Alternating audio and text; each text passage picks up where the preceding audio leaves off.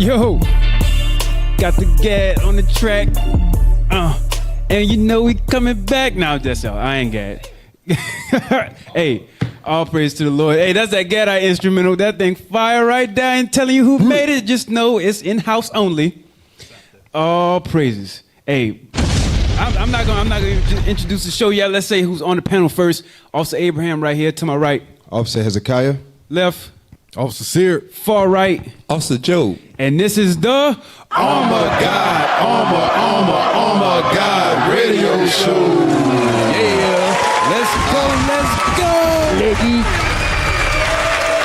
Yeah, buddy. Hey, they got the thumbnail. Y'all better have the thumbnail. Y'all download our thumbnail? All right. We gotta post the thumbnail. Wait, real quick. Hold. Yeah, that thing is fire. Hey, cause we promised y'all last week that we was gonna touch on Gad majority of this month. Yep. Mm-hmm. And damn if we ain't. That's what you said. We're gonna get, and we have better. Hey, go back to the far right. It's been a while. Our brother. Round of applause. I said to my right. There we go. Joe, there he is. He's back. Can we get a round of applause? Can you get a round of applause for him? Go back over there. There he is. Thank you. My brother. Yeah, man. Yeah, we're gonna get it in. So, anyways, hey, let's get our opening scripture. And then we're gonna show you the thumbnail of how we're gonna get into it. Let's get our opening scripture first. Opening scripture. WGAI, thank you for yet another week of having us on your radio show, and come over to IUIC Raleigh. Look at us visually because we have the visual perspective to the spiritual objective. Let's get it. Book of Ephesians, chapter 6 and verse 11. Put on the whole armor of God, that ye may be able to stand against the wiles of the devil. Right, that you may be able to stand against the wiles of the devil. His tricks come in a lot of different ways. And one of the main ways, he loves to use eugenics with his tricks. Most of the ways that he tried to go about it, he likes to do it. One of the main ways, especially with TV and whatever, is history. He loves to base everything that he does, whether it's the holidays you keep, the songs you listen to, or even the traditions you follow. He likes to base it off of history, then contort it into his own meaning. You have to be mindful of those tricks. You got my other scripture? Give me that. The book of Revelations, chapter 12 and verse 15. And the serpent cast out of his mouth water as a flood. Water as a flood, go ahead. After the woman. After the woman, that's Israel, us, go ahead. That he might cause her to be carried away of the flood. That he might cause the woman to now be washed away from Christ. That's what the point. Away from Christ, away from the Bible. That was the whole point of the lies. Go ahead. And the earth helped the woman. And this right here is that earth that's helping the woman. We're going to show you a little bit of this earth today. Come on. And the earth opened her mouth and swallowed up the flood, which the dragon cast out of his mouth. Right. Now, hey, and you know what? Read the next verse. Verse 17. Little quick shot. And the dragon was wroth with the woman. And the dragon was wroth with the woman. Go ahead. And went to make war with the remnant of her seed. Go ahead. Which keep the commandments of God and have the testimony of Jesus Christ. So now the actual dragon hasn't came at us with that ferocity yet. But he sends his minions to get mad at videos such as the one we did previously about spirits among us, Halloween horror and hidden forces. And I just want to say personally, just on camera, if you don't mind if I say this on camera, y'all stupid. So, if you have a bone to pick, take it up with God. Everything we bring out is biblical, and we have co-signers. And we're going to bring out more today, because if you celebrate Thanksgiving, you got the damn devil on you. Right. That's right. So, anyways, that being said, let's get our thumbnail number one. What are we talking about today? Woo! That thing fire! Avatar and the Conquered Indians. Right. Yeah, hey, that thumbnail is fire. Wallpaper coming soon to sell to y'all to put on your wall. Sound like you trying to say something with his thumbnails. Huh? That's what it sounded like to me. Sound like you trying to say something with his thumbnail. What you think I'm trying to say? It looked like you saying that the people from Avatar, the Na'vi, are the Gadites. That's what it sounded like. That's what it looked like. Maybe. I might be saying that. Might be saying a little something. I might be saying that. We gonna see. We gonna find out. All right, let's hit number 2. Let's get into it. I'm dead serious. I might actually get that as a wallpaper. Completed shows. What if we do that? Like having completed shows and whatnot, and have like as that like a wallpaper, like a background or something, and then our thumbnails. You know what I'm talking about? I'm cool with it. Sound You know what I'm fire. saying? That makes sense. You know how when we was growing up, your music artists, whatever album Yep. they completed, you had it on the Put it wall. on the wall. It's to have Huey up there. Yeah. So How I was far? Yeah. okay, but Well, that's creative. yeah, yeah, man. Let's You get know. it. All right. So the Mighty Tribe of Gad. Now this is on the website IsraelUnite.org, right? So we're gonna start right here. We're gonna start right here, right? Scroll down. And Job, you want to do us the honor, brother? Genesis 49? Let me get Genesis 49 Get that thing. and 19. Let's go to it. Okay.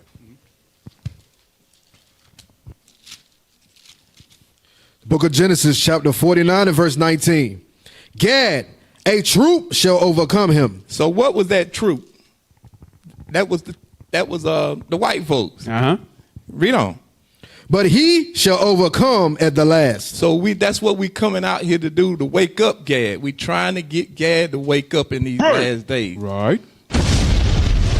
Go ahead. Let's see what you want. You want Deuteronomy 33? Yeah, let me get 33. Yeah, I forgot. I wasn't looking at it. My bad. I wasn't looking at it. I forgot it was just like that one verse. Yes. Yeah. So I'm like, hey, go on. But yeah, go ahead. This is my Deuteronomy. favorite. Yeah, he said, what else you want? Deuteronomy chapter 33 and verse 20. And of Gad he said, blessed be he that enlargeth Gad. He dwelleth as a lion. That's heavy. And teareth the arm with the crown of the head. So he said he tears the arm with the crown of the head. You remember the Native American Indians, when you always met them, they always say they cut their skins and the blood ritual. Yeah, the blood pack. Yeah. The blood pack. Right. And then they always wore them feathers on their head. Right. So we definitely going in on Gad today. Oh. We're going to make sure that you understand that Avatar is talking about the Native American Indians. That's but read right. on.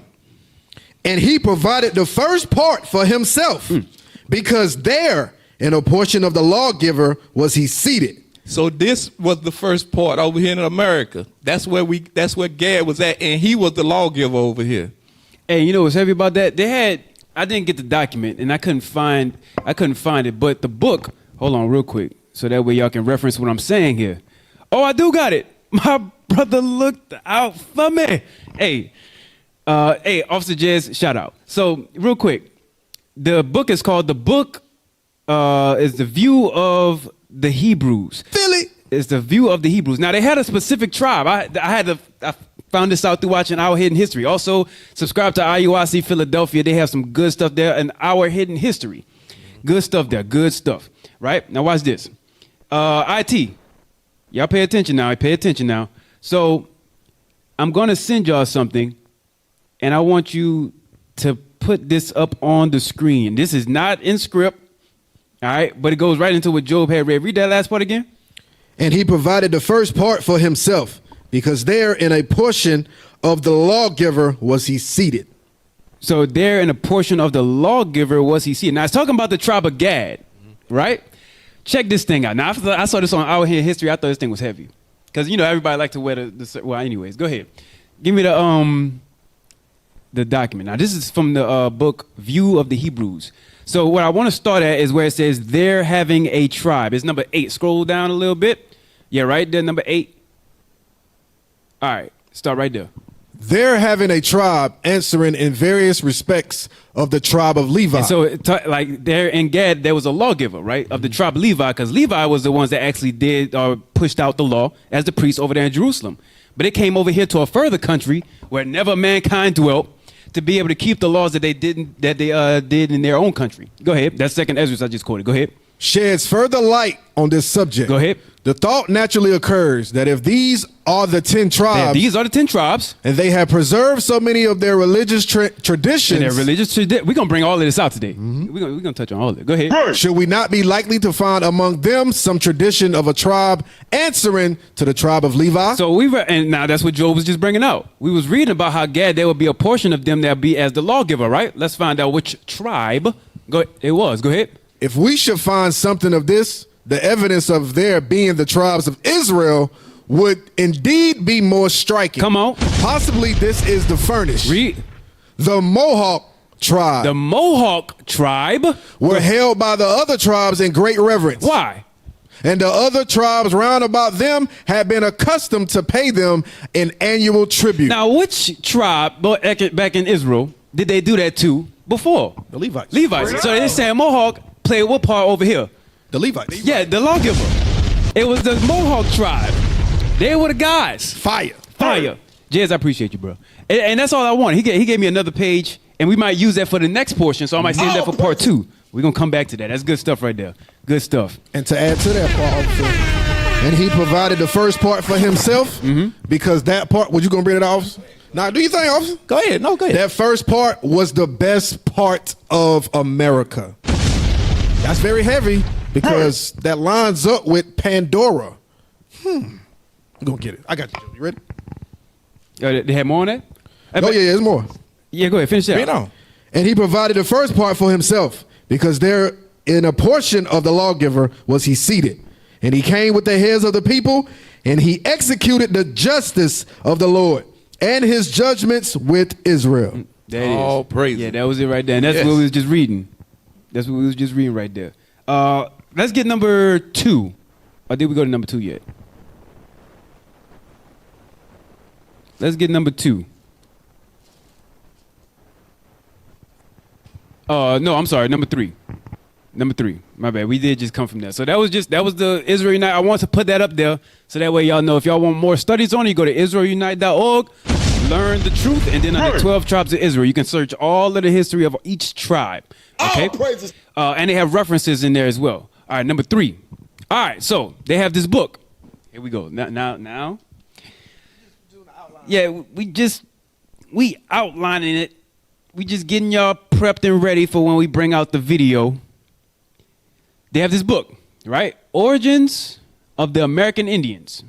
European Concepts, 1492-1729. By Lee E. Huddleston. How do I say his middle name? Eldridge? Okay. I think the best way I can say is like, in basketball, LaMarcus Aldridge. Anyways, next. Take me off. Okay, so scroll up a little bit. Now we're gonna go into the movie, but when we go in there, don't get lost, because they say in movies they usually put things very fast. They say it and they show you visual and then move on. But they have gotcha, bitch. So they have a lot of stuff in there that one little scene can have a whole bunch of history in it, but you got to see it. So now that being said, do me this solid. I got the page for you right here if you want to read it from here. Oh, you got it? All right, let's get it. The discovery of the American Indian. So now, come on. When Columbus returned, hold up, you want me to start at the? No, when Columbus, you right. When Columbus returned to Europe in late 1492, Right. he wrote a letter to his patrons, Right, his supporters. Ferdinand. Y'all might see my notes on here, but anyways, go ahead. Ferdinand and Isabella, Uh-huh. informing them of his discoveries in the Western Sea. Right in the Western Sea. He told them of the islands, the plants, the animals, and the people he had encountered there. Uh-huh. The people of this island, Hispaniola, Uh-huh. and all the other islands which I have found and of which I have information, all go naked. Now, a lot of this, there's a lot of rumor that, because remember, a part of this was talking about European concepts from 1492 to 1790 something. So one of the things was that they all go naked. Okay, go ahead. Although some of the women cover a Which isn't true for all of them, by the way. Correct. So anyways, go ahead. Although some of the women cover a single place with a leaf of a plant with a net of cotton. So now, this is rumors that they started to put out there. And I have another book called, well, we're going to get to it. Go ahead, next page. Page 4. Start where it says, With short or? yeah, zoom that part in. All right, now start where it says, Columbus described. and what La Casas, right there. You see where it says, right next to Yep. October 11th? Yeah, read that. And what La Casas, whose notes on the journal are all that remain of it, Uh-huh. says to be the admiral's own words. Read. Columbus described the Indians as very He friendly, described them as very friendly. with short, coarse hair, So, go ahead. like that of a horse's tail, Uh-huh. and of a good stature. And of a good stature, so very tall. Now, they have something else in the book that I'm going to tell you what they compared that stature like. And there's somebody in the Bible, somebody we all know. Watch. We're going to get there. Go ahead. Columbus also noted under the table, October 13th, 1492, Uh-huh. that their eyes were large and beautiful, and that they are not all black, but the color of the Canarians. Yeah, Canarians. Right. And some of them, they had a rumor out there about their red skin, like red complexion. I have some for that. I got some for that. Scroll down a little bit. Well, no, next page. Next page. Yeah, read that top part where it says when he prepared, or that he had become, that part. We on page 6? Yeah, page 6. Okay. That he had become convinced that it could not be Asia. So now this is Amerigo Vespucci that is making mention of here. Go ahead. Consequently, when he prepared his essay on the new lands, he chose to give it the title New World. Right. Mundus Novus. Yeah, Mundus Novus, or New World. Jump down. Considering the general concept of worlds in those days, it may be well that he chose to call America Mundus Novus to indicate that the world he was describing was unknown to the ancients. Right, unknown to the ancients, or what the Bible calls it, Osiris. Right? Okay, it was unknown to the ancients. This Amerigo Vespucci, same man that wound up having his name after America. The devil! North, Central, South America. There we go. Next.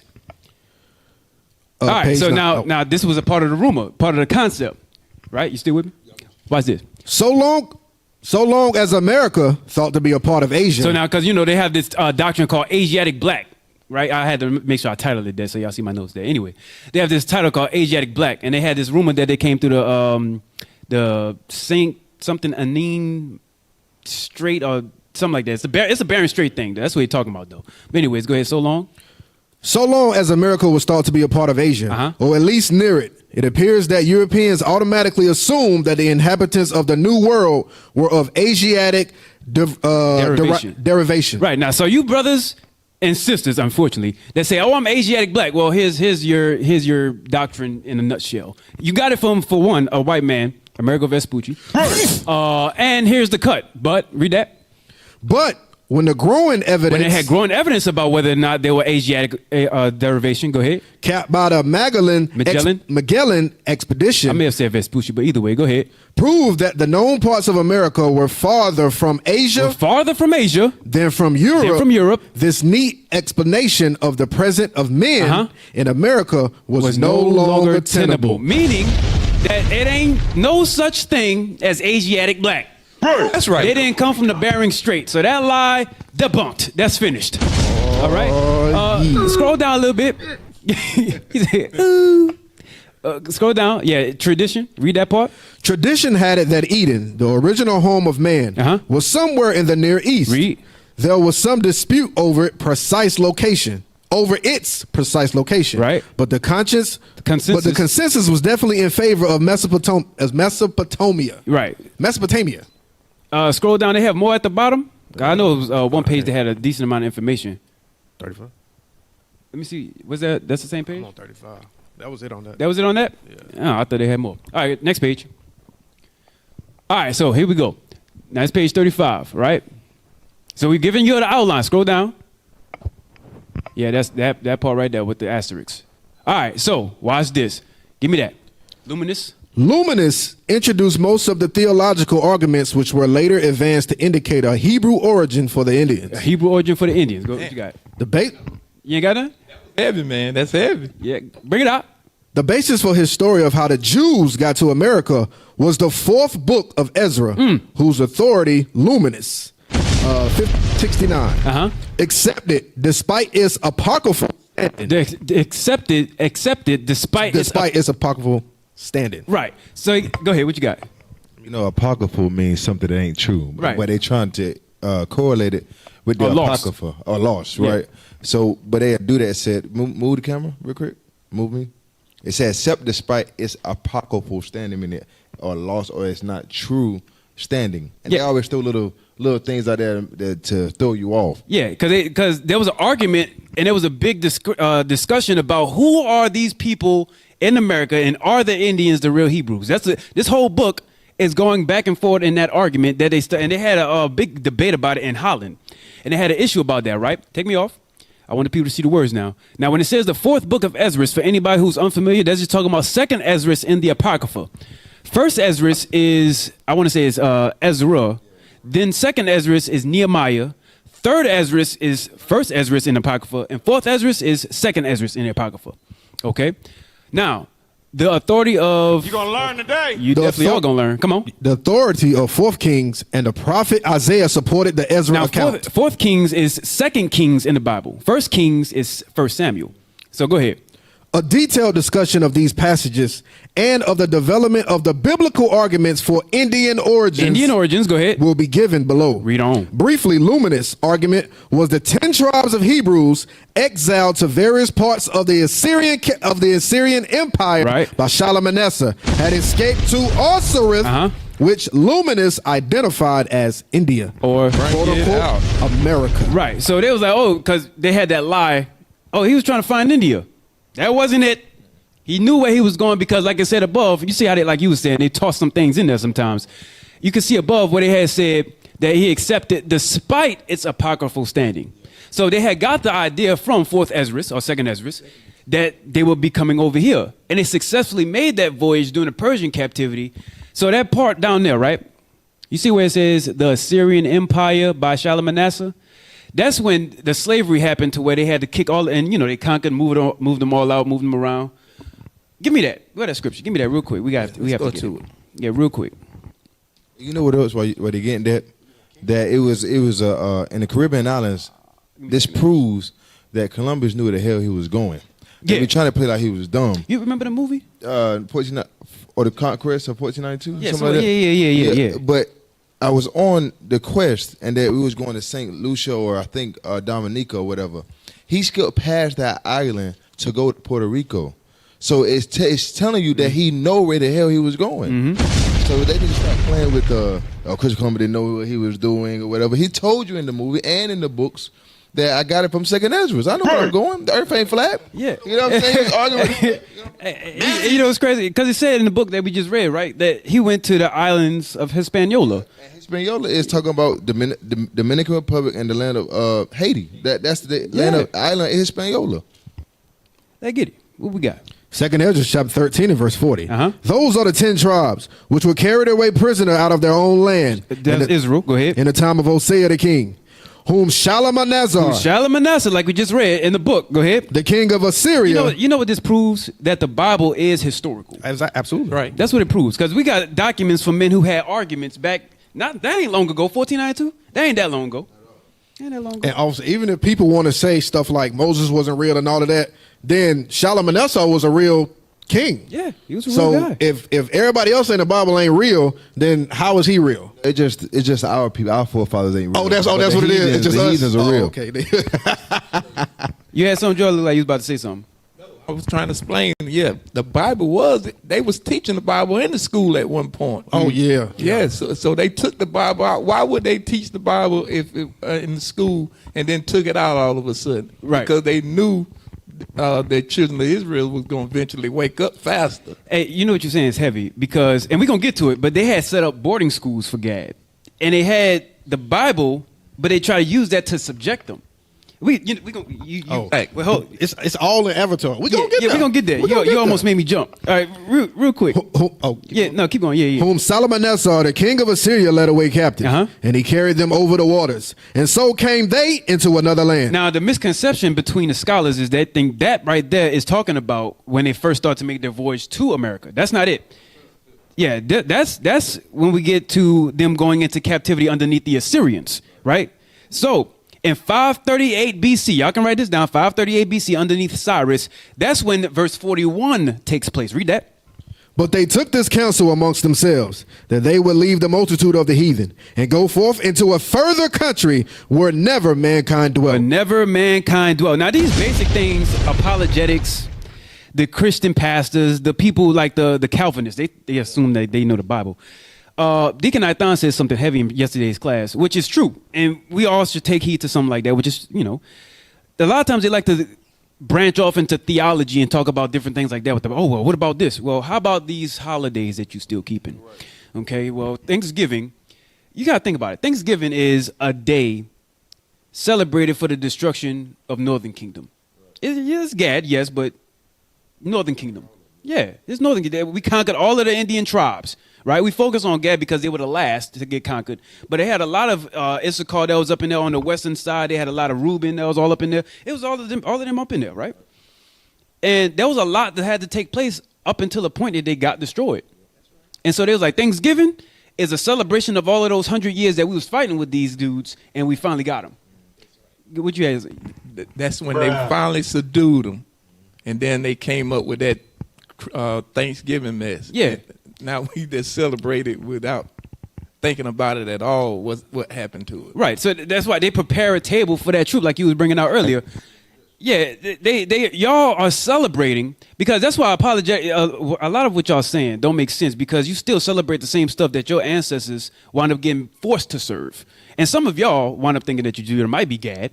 And so what you're doing is doing the disrespect and doing an honor to the man who wanted to rape, robbing, and murdering your family. And these are same people that can't watch these kind of movies because they make them vexed. Yeah. Because you know it's in your blood, but you want to not think about these things because you don't believe that there's no origin. And everything has an origin. Everything has an origin. Well, that was back then. What about now? No, it's still the origin still play a factor. Hey, you know what's crazy?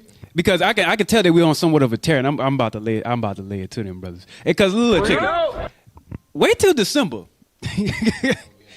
Just wait, because a lot of y'all love Christmas. We did it last year. We're going on another level this year. Cat, I'm gonna go a little deep with you. That's the reason why would the heathen celebrate Passover? It wouldn't make sense for them to celebrate Passover. Right. That was our time that we got delivered. Right. You know what I'm saying? So Thanksgiving is basically the same thing. That's the time they took this land and now they celebrate it. Right. And it don't make sense for us to celebrate that. Yeah. Hey. A lot of this stuff, and I'm gonna go back to it. It's just this tear is getting to me, right? A lot of the stuff that they wind up doing, people like to get real technical with how they understand God. When let's you can understand God in its simplicity as keeping His commandments and the faith in Christ. They try to get technical with doctrine and this, that, and the third. When really, they try to put the most wickedest time, this is how they say it, most wicked time around when women reveal themselves in the summer, and they do the same thing in the winter. But you gotta wonder, how is it you have so much knowledge and something easy to find out, like once winter come in, why are you still celebrating the same things you say you don't celebrate, but your kids do? Why are you still going after Halloween? And you smart, but you celebrating Halloween, okay. You're celebrating Thanksgiving, saying you're giving thanks to God. Meanwhile, God that you're giving thanks to is the one that conquered you. Okay, get thumbs up. Thumbs up to you guys. Then also, you're celebrating Christmas. That's when you blacks, check this out. I'm sorry, check this out. I'm on a rant right now. So Thanksgiving all praises is when they actually destroyed Northern Kingdom, right? So like, all right, we got them. Now we need to worry about Southern Kingdom. A month later, right? You have Christmas. That's what, all right, we finally conquered Southern Kingdom now. We got them. So now that we conquered both kingdoms, we started over here, then we went over there and got the Moors, and then now got them and brought them as Christmas presents.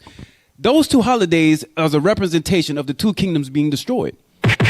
And y'all celebrated. We gonna get y'all. Damn. Watch this. Give me the next one. Never go. Oh, did we finish it? Give me that. I'm sorry, I went on a rant. 41. This is 538 BC with Cyrus. Come on. But they took this counsel amongst themselves that they would leave the multitude of the heathen and go forth into a further country where never mankind dwelt. Where never mankind dwelt, or Arsareth, in other words, America. They said in the book, I forget how it was worded. Hold on, I want to get the words that it said. I had it highlighted. Give me a second. Oh, here it is. It says, it may well be that he chose to call America Mundos Novus to indicate that the world he was describing was unknown to the ancients. That's what it was. So, go ahead, read on. That they might there keep their statutes, which they never kept in their own land. And that was the tribe of Mohawk. That was the Mohawk tribe within Gad that we just read about. Go ahead. And they entered into Euphrates. And they're the ones that pushed it. It wasn't just them doing it. They pushed it. They were the enforcers. Go ahead. And they entered into Euphrates by the narrow passages of the river. Right. For the Most High then shewed signs for them and held still the flood. Right. Till they were passed over. Right. And they went through the Euphrates and around Africa. Made a lot of stops, but then eventually made their way to America. Go ahead. For through that country there was a great way to go, namely of a year and a half. Read. And the same region is called Arsareth. Read. Then dwelt they there until the latter time. Until the last days. Read. And now when they shall begin to come. And now when they shall begin to come. It's almost time for them, or now it's time for them to wake up. Right. Give me the next image. That whole scripture is explaining everything we're about to read right here. That right there, just reference that. All right, zoom in. All right, so watch this. Furthermore, he noted the Indians of Mexico Mexico had traditions of long journeys, such as the one from Assyria to Osiris. Right. That was namely of a year and a half, like we just read. Go ahead. They also had traditions of flights, Of flights. such as the Exodus from Egypt. Right.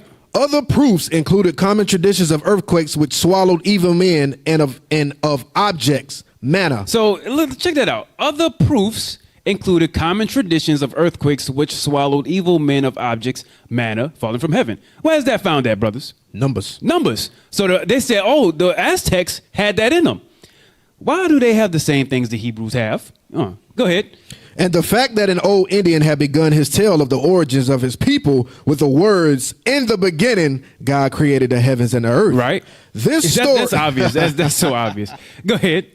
This story, Duran reported, roughly paralleled Genesis 1 to 2, 6 and 11. And 11. Go ahead. Finally, Duran compared the secret mountain sacrifices, legends of pests, plagues, wars, and other disasters, child sacrifice, and cannibalism. And cannibalism. Go ahead. He thought all these legends. Now, some of that when it says child sacrifice, cannibalism is going into Deuteronomy 28. Right. Go ahead. He thought all these legends and myths were common to both the Indians and the lost tribes of Israel. Give me the next one. I'm setting the foundation, so when we go over Avatar, it's not foreign. All of this stuff plays a part. Just watch it. Got to get the blueprint now. We gotta get the blueprint. We gotta. Page 71. Give me that. The question why the Indians failed to observe Mosaic law as the Jews did everywhere else still remained. So it's talking about Southern Kingdom, right? But go ahead. Garcia's contention that their intention did not match their action was incomplete. The answer lay in the character of the 10 tribes. Come on. The Bible, RSV, clearly indicated that the lost tribes was disposed to evil and idolatry. So now they were disposed to evil and idolatry. That's true, because they had somebody over here to enforce the law, but they still gave themselves over to other gods. And we're going to get into that about what they called their other god. Now, it says RSV, but it's supposed to be KJV. Right. Even still, 2 Kings 17 is the correct scripture. It's just not the whatever R is. But go ahead. Right. This disposition, no doubt, was strengthened by contact with such people as the Tatars and Mongols during the journey to Osiris. Right, go ahead. Actually, the Indians did appear to keep certain parts of the law in certain areas. Like what? Yes, they did. Yeah, it was tabernacles. Yes. Why's this one? I want this next one. The Indians, the Incas. The Incas. Now, the Incas, that's Asher. That's Asher. Right? The tribe of Asher. Go ahead. Held a festival in March. Called what? Similar to the Passover. Wow. That's right. Wow. We talking about the real Hebrews. Right. They were over here doing things like the real Jews. Interesting. Right. Come on. And, you had something? Nah, the next part. Go ahead. Well, the next part, the Yucatan Indians practice circumcision. Okay, that's another one. They practiced the same thing Abraham did. Okay. You know who else the Yucatan was? Break it out. The Yucatan, if you watch Black Panther Part 2, that was Namor and them. Oh, that's right. Let's get it. That's another move we're gonna do. We're gonna get it. We'll get it. Mexicans. Page 128. Right here it says Mexicans. Oh, you want me to keep going? Yeah. Let me zoom out a little bit. Okay. Mexicans and Incas had eternal altar fires. Now, hold on real quick. Let me get your precept. Hold that page right there. Give me picture in picture for a quick second. Give me Leviticus 6 and 12. Let me show you, because it says they will keep the laws in this country, right? Leviticus 6 and 12. It's funny because we were just talking about this yesterday. The book of Leviticus chapter 6 and verse 12. And the fire upon the altar shall be burning in it. It shall be burning in it. It shall not be put out. It shall what? Not be put out. It shall not be put out. Go ahead. And the priest shall burn wood on it every morning and lay the burning offerings and lay the burnt offering, go ahead, in order upon it. Read. And he shall burn thereon the fat of the peace offerings. Read on. The fire shall ever be burning upon the altar. And what? It shall never go out. There it is right there. So when we read that, that's the same practices like it did under the Mosaic law. So read that part again. What we was at? Mexicans and Incas had eternal altar fires. Eternal altar fires. It shall never go out, like we just read. Go ahead. Some Nicaraguans would not allow women who had recently given birth into the temples. Now, why wouldn't they do that? Why wouldn't they do that? Because it's in the law. Come on. Other parts of the law observed at various places included those which said that men should not sleep with women who had recently given birth. Why? I tell you. Yeah, y'all ain't getting around it. You're not getting around the Bible. And you Gadites that don't trust the Bible, stop being simple. They use the Bible to make you a slave. They did the same thing in the Southern Kingdom. The only difference is Southern Kingdom had enough balls to wind up getting back up and realizing that this book is a revolutionary book. It's not the thing that, it's not what they called it. It's actually ours. It's yours. You Gadites out there, you Native Indians out there, stop being simple. I don't care how rough you think you are. Stop being simple. Come on. Oh man, this is fire. Right here. Just because I just want to make sure I get the script reference. That's Leviticus 12. Oh, come on now. As well, 1 through 3, just in case you think we're just talking. Oh, Numbers. Numbers 12. No, it's Leviticus 12. Leviticus 12? Yes, sir. What I'm thinking about? When you go up, though. no, but when you go up, right? When you scroll back up, we were talking about cannibalism and stuff like that. Yeah. That's also Hosea 8:13. Can you just get that real quick? Go back up, scroll up real quick. I just want to touch it. Yeah, it is Leviticus 12. You all right? It's all right. We have a little moments. But what was the part? I just want to touch it only for this reason. I just want to make a point. Go up, scroll up on the screen where it's talking about cannibalism just real quick. Was this the screen or was it before? I think it was the previous one. Was it the previous one? No, scroll down. I think it's somewhere, the sacrifices, legends, pests. Yeah, that was it. Go back. Go back. Just read it real quick. I just want to show you Right at something. the bottom there. Yeah, right at the bottom. Go ahead. Okay, finally, Duran compared the secret mountain sacrifices, legends of pests, plagues, wars, and other disasters, child sacrifice, and So cannibalism. they said child sacrifice and cannibalism, right? But they're still trying to make a correlation between, is it Hebrew or things like that? That's the argument still. Yeah. Hosea 8:13. Book of Hosea, chapter 8 and verse 13. They sacrifice flesh for the sacrifices of mine offerings, and eat it. So we're talking about Northern Kingdom. We're talking about Northern Kingdom of Israel. Right, this, go ahead. But the Lord accepted them not. Why? Now will he remember their iniquity and visit their sins? They shall return to Egypt. They shall go into slavery, because Egypt means bondage, slavery. Go ahead. For Israel have Read that slow. for Israel. Wait a minute, for who? For Israel. Ain't Israel come from the progenitor of the Hebrews? Yep. Read it again. For Israel have forgotten his maker. So when they was doing back on the screen, that was doing sacrifice and cannibalism, God said they had what? Forgotten his maker. And builded temples. Come on. And Judah had multiplied fenced cities. Go ahead. But I will send a fire upon his cities, and it shall devour the places, the palaces thereof. So this proved that they are Israelites, or they're Hebrews as well, because they fell into cannibalism and sacrifices of human flesh. That's it. So it's still proven, regardless of them doing wickedly, that God said they was. Right.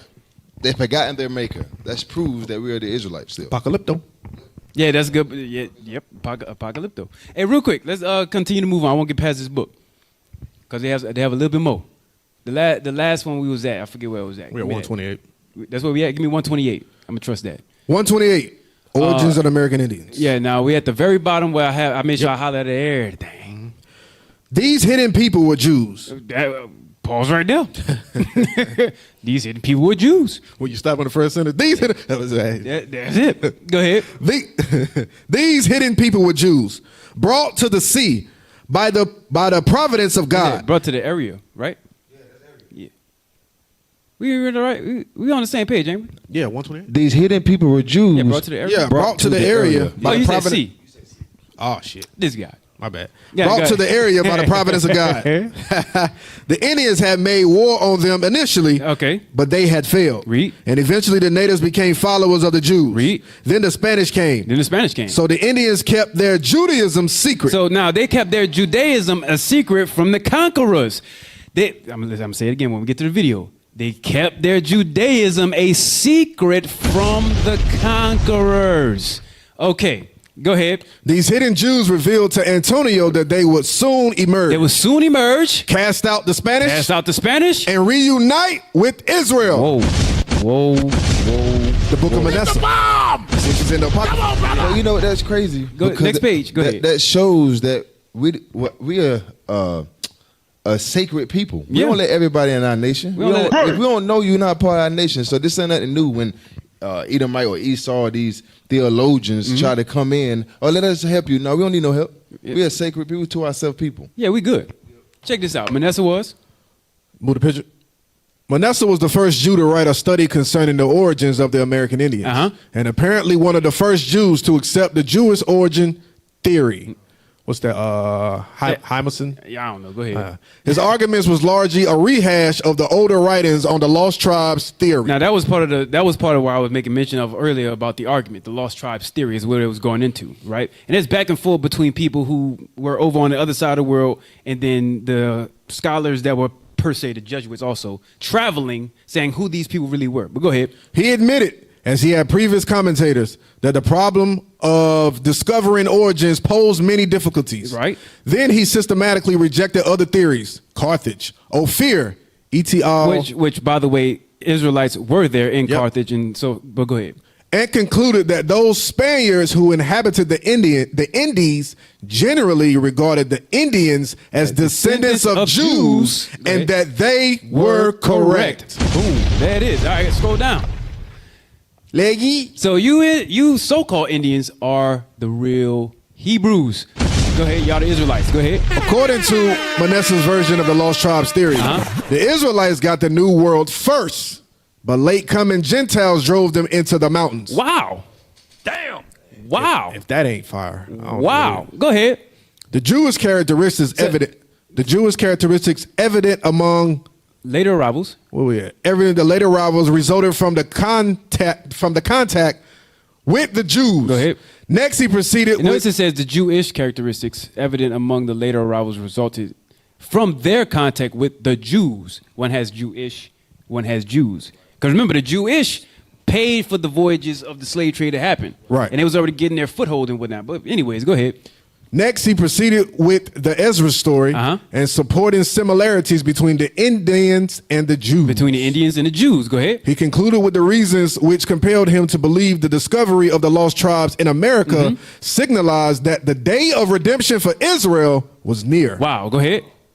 Yeah, there's a lot here. Go ahead. Manasseh concluded. So now, each of these are points. So it's going to have 7 different points here. Here's the first one. Give me that. Move me. Manasseh included that the Indies were anciently inhabited by parts of the 10 tribes who came via the Strait of Anian, and some of whom still live hidden in unknown parts So of that's America. number one. Now, the Straits of Anian, Anian, that's the part where they're talking about the Bering Strait. That ain't it. But anyways, what the point I want you to take out of that is they're making the similarity between the Indians and Israel. Go ahead.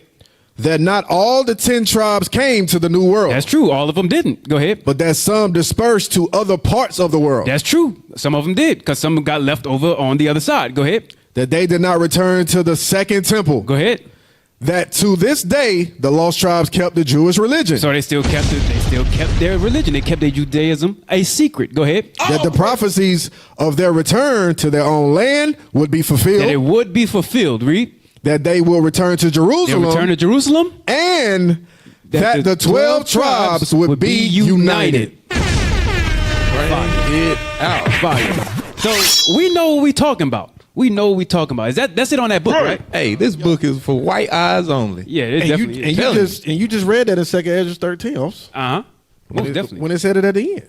When it said for the 46, then dwelt they there until the latter time, and now when they shall begin to come. And now, exactly. So let's get move right on. Number 4. Now here's another book. Watch this. Still laying that good foundation. Now this is the book. The blueprint. The blueprint. So this is a book by Francis Paul Prussia called The Great Father. This book was made for the eyes of Jesuit priests. Okay? Damn. This book was made for the eyes of Jesuit priests so they can study on the American Indians that they conquered.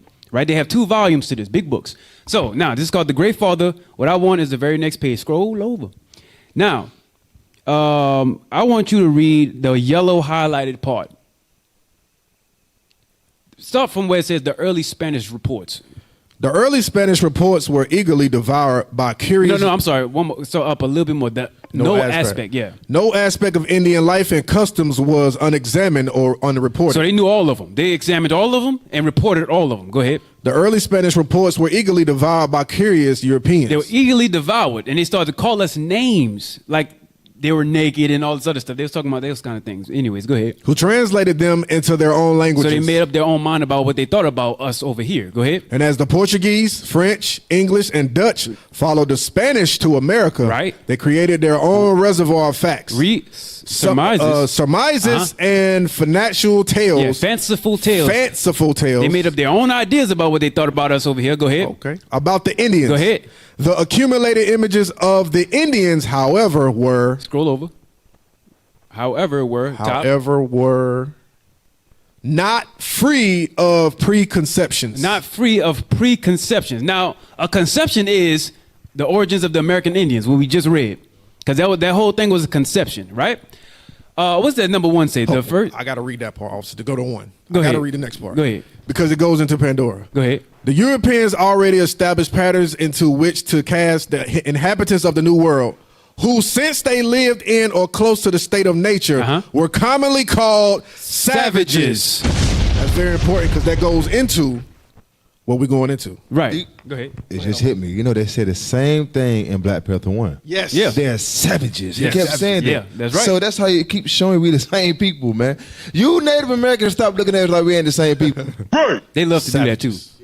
Go Okay. ahead. Number one. Yep. The first was that of the noble savage. He said the first was that of the nobles, meaning. So this I could have kept going. Yeah, there, savage, that's a smart nigga. Yeah, that's a smart nigga. That's what it was. That's a smart one right Yeah, that's there. a smart nigga right there.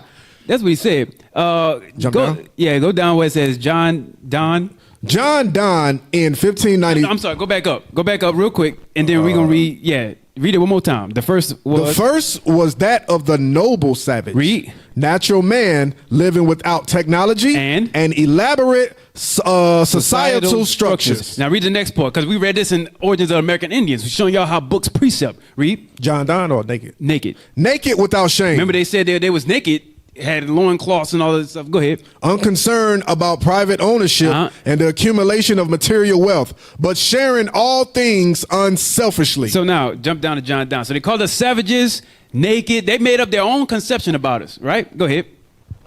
John Donne in 1597 wrote, "The unripe side of the earth produces men like Adam." Pause. Heavy. Man. Read that again. Because he said they had stature. Remember we read that earlier, Joe? They said they had stature. So he's saying, well, these guys had what? Read that again. The unripe side of the earth produces men like Adam. Like Adam. Before he ate the apple. Now, there was no such thing as an apple. All right, there's no such thing as an apple. That's a lie. They had a little Christianity they like to put inside there. But the point that I wanted to focus on in that was how tall he said Gad, Reuben, and the tribes over here were. They were giants. Okay, good stuff. Go scroll down. They have more in there. It says number 2, the second pattern. Scroll down, come on. There it is. The second pattern was that of the ignoble savage. The ignoble savage. Come on, Hez. He said the ignoble savage, right? Treacherous. Go ahead. Treacherous, cruel, perverse, and in many ways approaching the brute beast with whom he shared the wilderness. So, you know, those are the ones who fought back. Yep. There was the fighting ones. There was the fighting ones. And that's when it goes down to what Hezekiah was talking about. You see where it says ritual? Read that part for me, Sia. Where it says ritual, you see it? Ritual cannibalism and human sacrifice were the ultimate abominations, but countless descriptions of Indian life noted the squalor, the filth, the indolence, the lack of discipline, the thievery, right, and the hard lot accorded Indian women. Right. So they start to profane themselves with those things and sleeping around women to women, not fully keeping the law. That's why they start to say some of those things about savagery, but they stretched it to make it think that we was just like that from the jump, like we was just unsocietal, didn't know how to build a kingdom. When they came over here, it was luxurious. We just, unfortunately, a lot of us was acting like niggas. Scroll down a little bit. You know what's crazy, officer? Go ahead. I know we ain't jumped there yet, but what did they have the Navi wearing in Avatar? Little leaves and loincloths, because they pictured them as savages. As savages. They was wearing the same thing. Right. Oh, we're gonna get there. We're gonna get there. We gonna turn up. I'm just throwing a little bit of salt in there. Now, check this out. Read number 3 where it says the term savage. Number 3, the term savage must be understood in its early meaning of a person who lived in the wilderness in a state of nature, without necessarily connotations. Without necessary connotations. Without necessary connotations of cruelty and ruthlessness. So they put their definition of savage as that. But when anybody, if you didn't bother to read the bottom, which a lot of people unfortunately don't, you just said savage, you're gonna think of a brute, monstrous beast who don't know any better about how to live like a person. That's what you're gonna think about. This is our definition. No, that's not what it is though. Next page. You had something? I know y'all ready to cook. Hey, I know y'all ready to cook. Hey, what's this? It's just that the savage, right? They say savage in a derogatory term. They were just savage because they was killing them. They was only savage because we was knocking out the conquistadors from taking the land. That's why they can name them savages. That's why they did it, because they ain't show them no welcoming at first sometimes. They ain't know who the hell they were. They was very secretive. Yeah, we don't know these guys. Yeah, right. Hey, and guess what? We're gonna put some names to these bastards. Watch. I got. Hey, listen. Check this out. I got photos and names to the bastards who destroyed y'all, Gad. I got names and photos, and we about to get them. Oh, so let's get it. So jump down. It's still in the prologue, page 8. It says there was little question. That's where we at. There was little questions in the minds of Englishmen that the Indians were human beings like themselves. Go ahead. A brief, firmly planted in the scriptural. A belief, yeah. Oh, a belief firmly planted in the scriptural account of Adam as the single progenitor of all men. Right. Go ahead. Nor was color an obstacle. So they're making another comparison between them and Adam. Interesting. Go ahead. For the brownness or tawny. So now here we go, right? So now check this. This paragraph I highlighted because they like to say that some of them are red, or how it used to be called the Redskins, Washington Redskins, right? So I highlighted this so that way you can see what they meant, or the term why it came out as red. Read that part. Nor was color. Nor was color an obstacle for the brownness or tawny complexion of the Indians. So the brownness or tawny, that means that's that clean black skin. Go ahead. Was considered to be the result of conditioning by the elements or by the use of cosmetics on persons born basically white. So they weren't that. Man. They weren't that. They were brown or tawny. Okay, go ahead.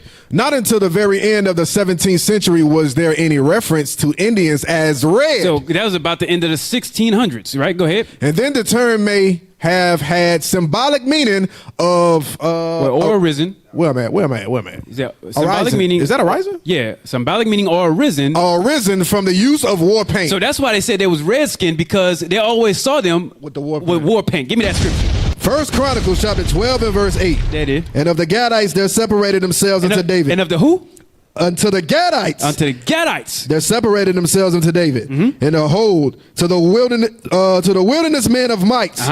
And men of war fit for the battle, that could handle shield and buckler, whose faces were like the faces of lions. Right. There's more? And were as swift as the roes upon the mountain. Right. And you know why their face was like the face of lions? They made sure they put that war paint on. It was like, it's time to get down. Y'all ain't taking my land. Unfortunately, they did get conquered. But shout out to the Buffalo Soldiers. Let's move on. Yeah, let's move on. Benji. B said Benji? Benji and Judah. Yeah. But let's move on.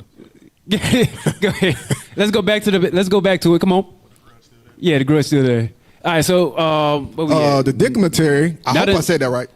Hello, wait. It said not until the very 17th century reference to the Indians is read, and then the term. The term may have had symbolic meaning or arisen from the use of war paint. Right, go ahead. The dichotomy, that's what it is. Oh, dichotomy. Okay, boom. He said dictionary. Man, I said, hey, listen, man. The dichotomy between noble and ignoble. Savagism. That's what we just read about, the noble savage and the ignoble savage. Go ahead. Was never completely resolved, for the prior images were fixed, and from the time to time, these simplistic positions resurfaced in the article. I think that's how I say it. Theoretical. That's what it is. Oh, in the theoretical discussions of the Indians. Forgive us, y'all. We black. All so it praises. says these simplistic positions resurfaced in the theoretical discussions of the Indians. One of those theoretical discussions was the lost tribes theory, like we just read in Origins of the American Indians. Next page. Right. We getting through this, y'all. All right. Gotta lay the foundation. Got to. Because if we just jump into it, they're gonna be like, "Well, go on." Now, Job found this one. Look, it says Uh-oh. the invasion of the Indian lands. Read that part. It's just that one little paragraph. Let's get it, Joe. Scroll down. Let's get it. Scroll down. Oh yeah. Right there. Invasion of the Indian lands. Watch this. Now, this is going into the movie. Go ahead. The great distinguishing feature of English relations with the Indian groups was replacement of the Indians on the land by white settlers. Wow, there it is right now. Go ahead. Not conversion and assimilation Not of, converting them or assimilating them. Go ahead. of the Indians into European colonial society. It had nothing about them assimilating. They wanted them dead. So now, let's put some names to these bastards. Let's see what they look like. You had something, Joe? Bring it out. No, I'm ready. I'm ready. Let's get it. Scroll over. Come on. Duck. It's a precept. Because they had. I think this is number 5 now. First image, number 5. Let's get it. Americanization wardship. That's what it starts off with. Americanization wardship is what it starts off with. Americanization wardship. It was the first image up there. Give me that. It's a guy. Americanization and wardship. And y'all that's listening, listen. Walk with us. We blueprinting, okay? Because y'all don't say nothing when Esau do. They blueprinting. Yeah. We setting something up, all right? We setting something up. They pretty much getting where we're going. Yeah, they get where we're going. There ain't no way you can say that the Northern Kingdom is not. What is that? The Navi. Yeah, or matter of fact, Gad. I'm yeah. saying Northern Kingdom. They don't know Northern Kingdom. Yeah. Native Indians. Native Indians. So now look at his face. Let's get this bastard's face. That look like a devil there. Yeah. And by the way, Damn. WGI, thank you again. Bastard is in the Bible. Zechariah 9:6. I want to say it is. Let's get this bastard right here. Look at this. Devil, You see devil. him? That's the devil. Yep. Yeah. Hey, matter of fact, each time we pull up, there we go. Every time we pull up one of these images, play that soundbite. The devil. Yes, sir. Scroll down. Henry L. Dawes. So now that's what it is. Now look, Henry L. Dawes. The devil. Some of y'all know him as the founder or the starter of what we know as the Dawes Act. Yep. Y'all know this guy. The chief, read that real quick. We ain't gonna chief? read all of them, but some of them we're gonna stop and read. Go ahead. I have words about the Dawes too. Go ahead. The chief spokesman in Congress for Americanization of the Indians was Senator Dawes of Massachusetts. Go ahead. His sponsorship of a law to allot the tribal lands of the reservations to individual Indians. Go ahead. Dawes Act of 1887 Right. made him name synonymous with Indian reform. This dude right here is the devil, man. Go ahead. I'm glad this says this. He worked closely with the reform groups. Hold up, I gotta say. He worked closely with the reform groups and was an example of humane Christian, what's that say? Gentlemen. Promoting programs that were unsuited to the Indians and ultimately disastrous for them. And it killed a lot of them too. I'm so glad that was It destroyed a lot of them. Look, let's get that bastard's face again. Also, I see them you are the itching and you real see you got something to Christians. say. Them are the real Christians Yeah, there. yeah. That's the Chris. I mean, you know. Yeah, that's the real ones. Yeah. It's because of The killer these guys, Gad, Northern Kingdom, Native Indians. It's because of these guys why y'all don't want to hear the Bible, because they made you like that. You had some heads. No, I'm about to say because in this book, it was a personal bibliography of the Native American Indians, which are the Gadites of the nation of Israel. He wrote a bibliography of his whole life about school board. They created like funding school boards to. It's gonna say it in the movie to change their mindset into Americanization. He grew up confused, trying to find a way to get back into the fight physically like he was as a so-called Indian that his father taught him, but also trying to make a peace with America through their education system. He was so confused. He been, what did it say, Ecclesiastes 12:12, that much studying is the weary of the flesh. That's what he was going on with him. And that's what they set up. Just teach them, keep teaching them, so they can come to a resolution. It never happened. Hold, you jumping? Yeah, no, you're in the spirit. You going right where I'm going. Watch, go. Give me the next one. Yeah, look at this bastard. That's the other one. Devil. Now excuse me for the image quality. I'm sorry. All right, I forgive. But He says his you name did it right it. on the point. His nose. We know he's the devil. His nose. Boy, that's a different type of nose. I never. It was He's got to be Amalek. cut off and put in. His name is Richard Henry Pratt. That's his name right there. His name is Richard Henry Pratt. Let's see what he did. Scroll over. Oh wait, no, I didn't get You it. just I didn't gotta get it. It's finish. fine. Yeah. If y'all want to look up Richard Henry Pratt. It talks about him in the next one. Yeah, go ahead next. Pratt. Hold on. Oh, go ahead. All right, so now I want you to see. Now this is what they did to us. They wanted to destroy us, educate us. It was never about assimilation. It was about destroying us, right? Educate us, right? Go down. It shows you the name of the tribe that they started off with. Look at that. Man, I got it. We got it. Remember Yeah, what the they Soul used to Boys at Carlisle. I don't know how to say. Okay. So it says Pratt. That's Henry Pratt, right? Check this out. What did that say, Pratt? I know you had something for me. I got to do it. Go ahead. Pratt was an Army officer who devoted. Oh my God! Watch this. Pratt was an Army officer who devoted much of his life to Indian education. So now he is responsible also for your destruction. We put, you know how we put names on a lot of people who gave us baptism and all this other stuff, right? Well, likewise, Northern Kingdom, and it's not just Gad, Native Indians, right?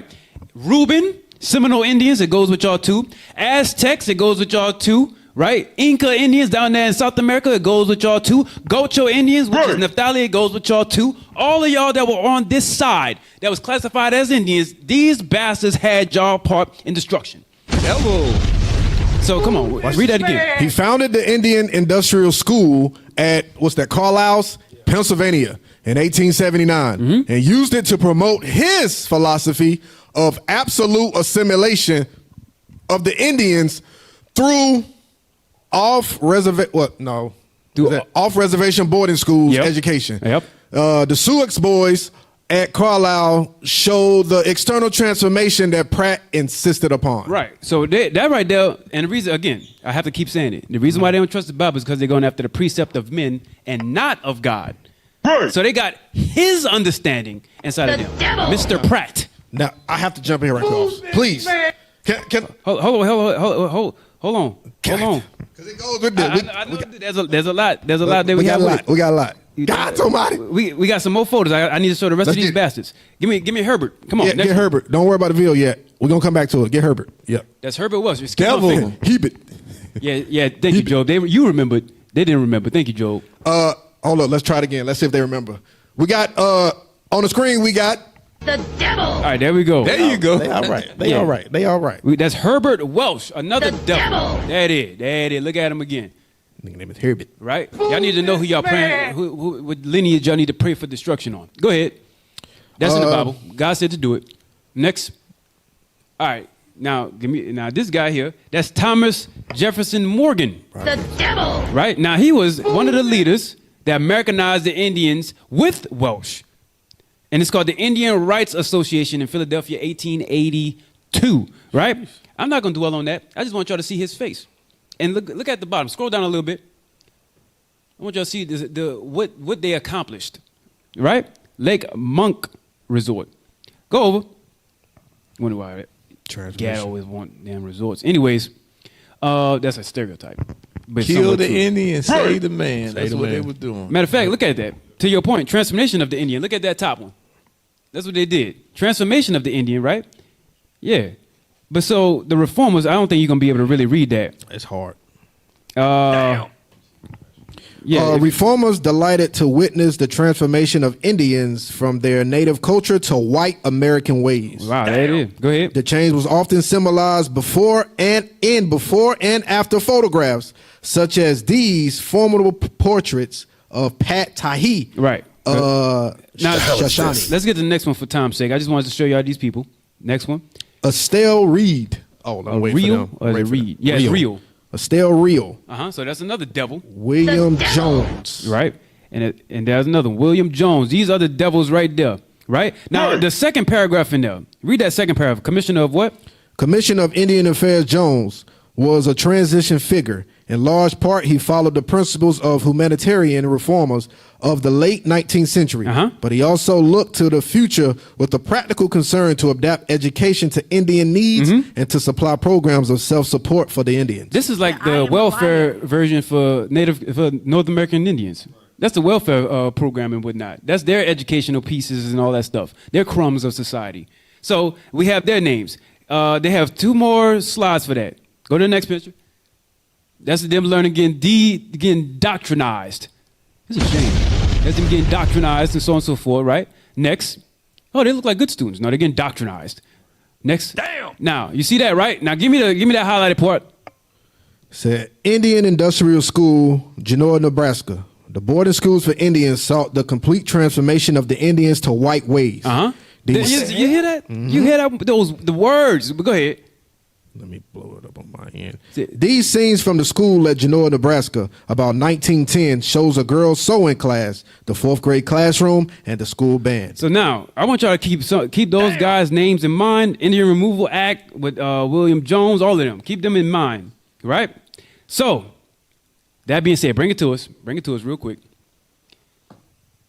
So, we went over all of that. We laid a solid foundation.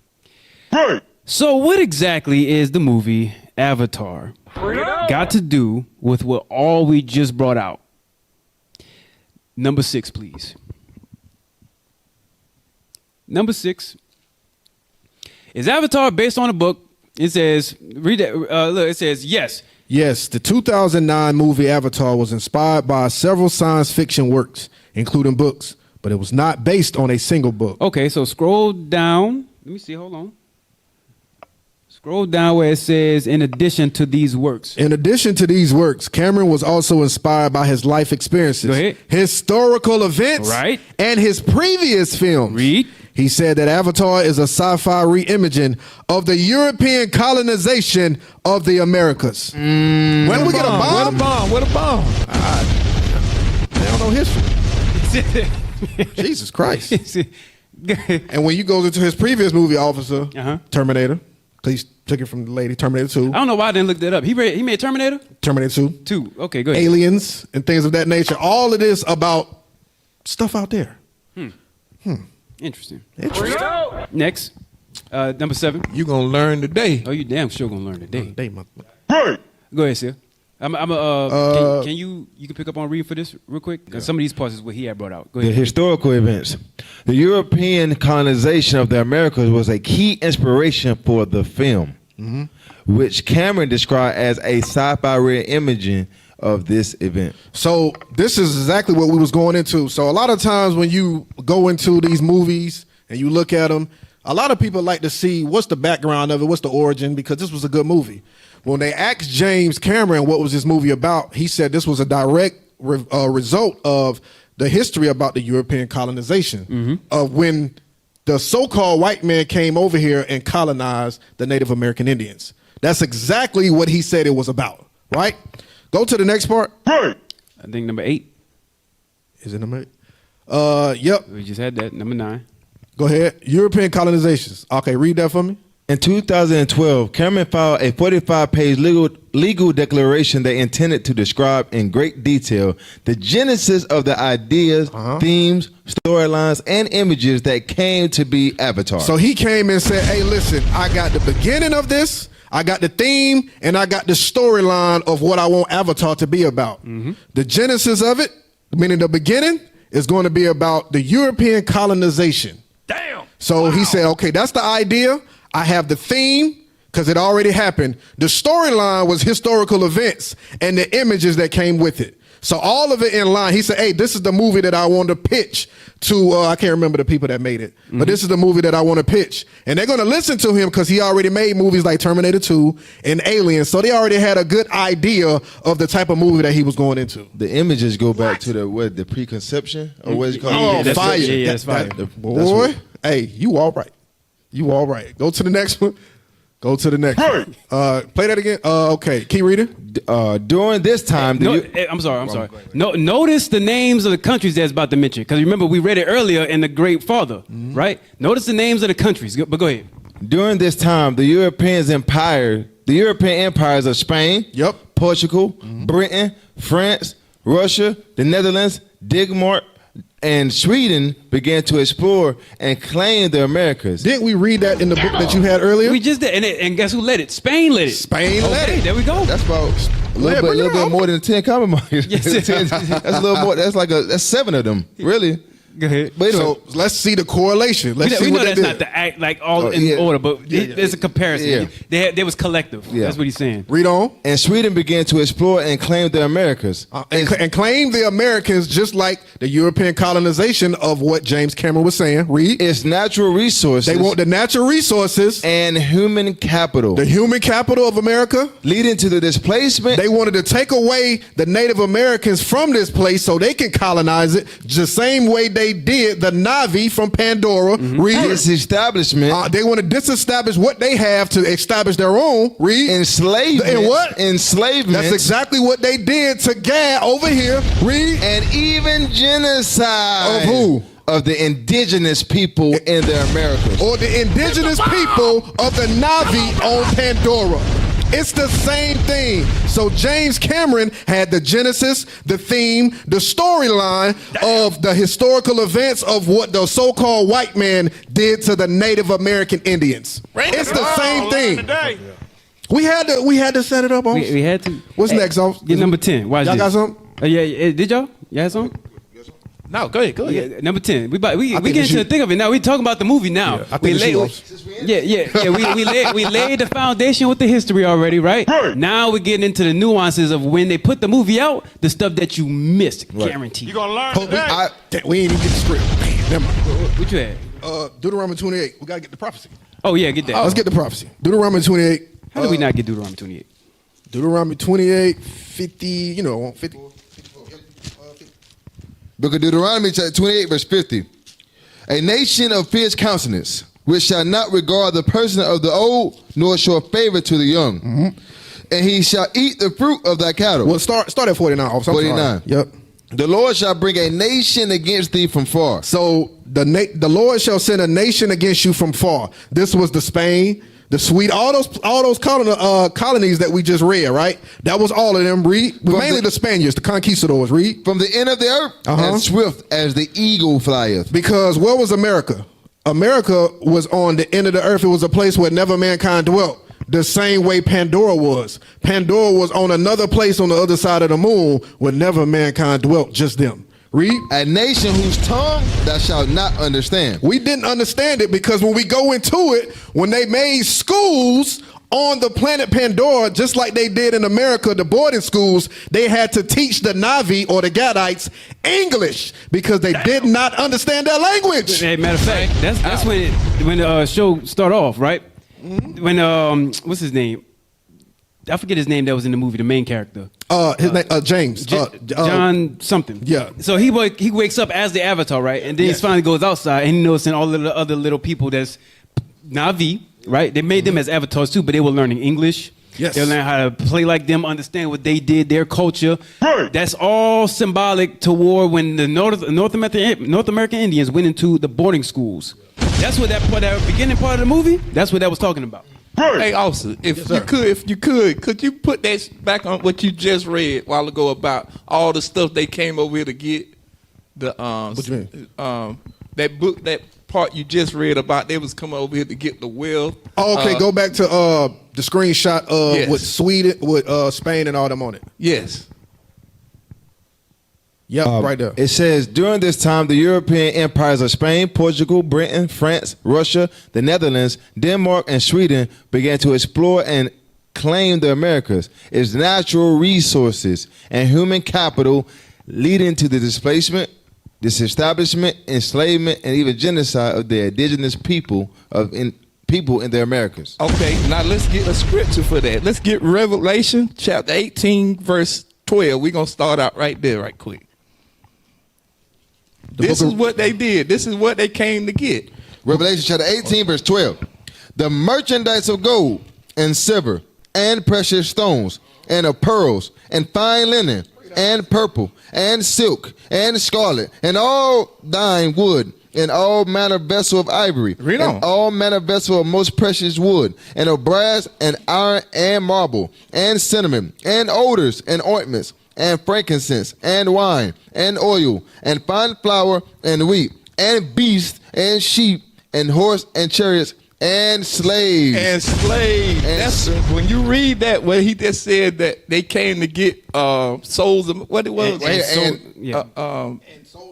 Yes, that souls of men is going exactly in what they were saying on that. The genocide of the Yes. Indian people on there. But Yes. and the souls of men is going to their spirit. Yes. They change their mind in these boarding schools. That's what it's going into. Take the whole man away. I mean, the true spirit away. Yeah, they keep the Indian. No. Take away the Indian, but Kill keep the man. Indian, save the man. That's what it is. Kill the Indian. That's kill what the I was thing. trying to say. Damn, that thing fine. Yeah, that part where it says, and souls of men is a good precept to what Isaiah when it says, and I told thy soul bow down, Right. then be as the ground. Right. That's what they're talking about right there.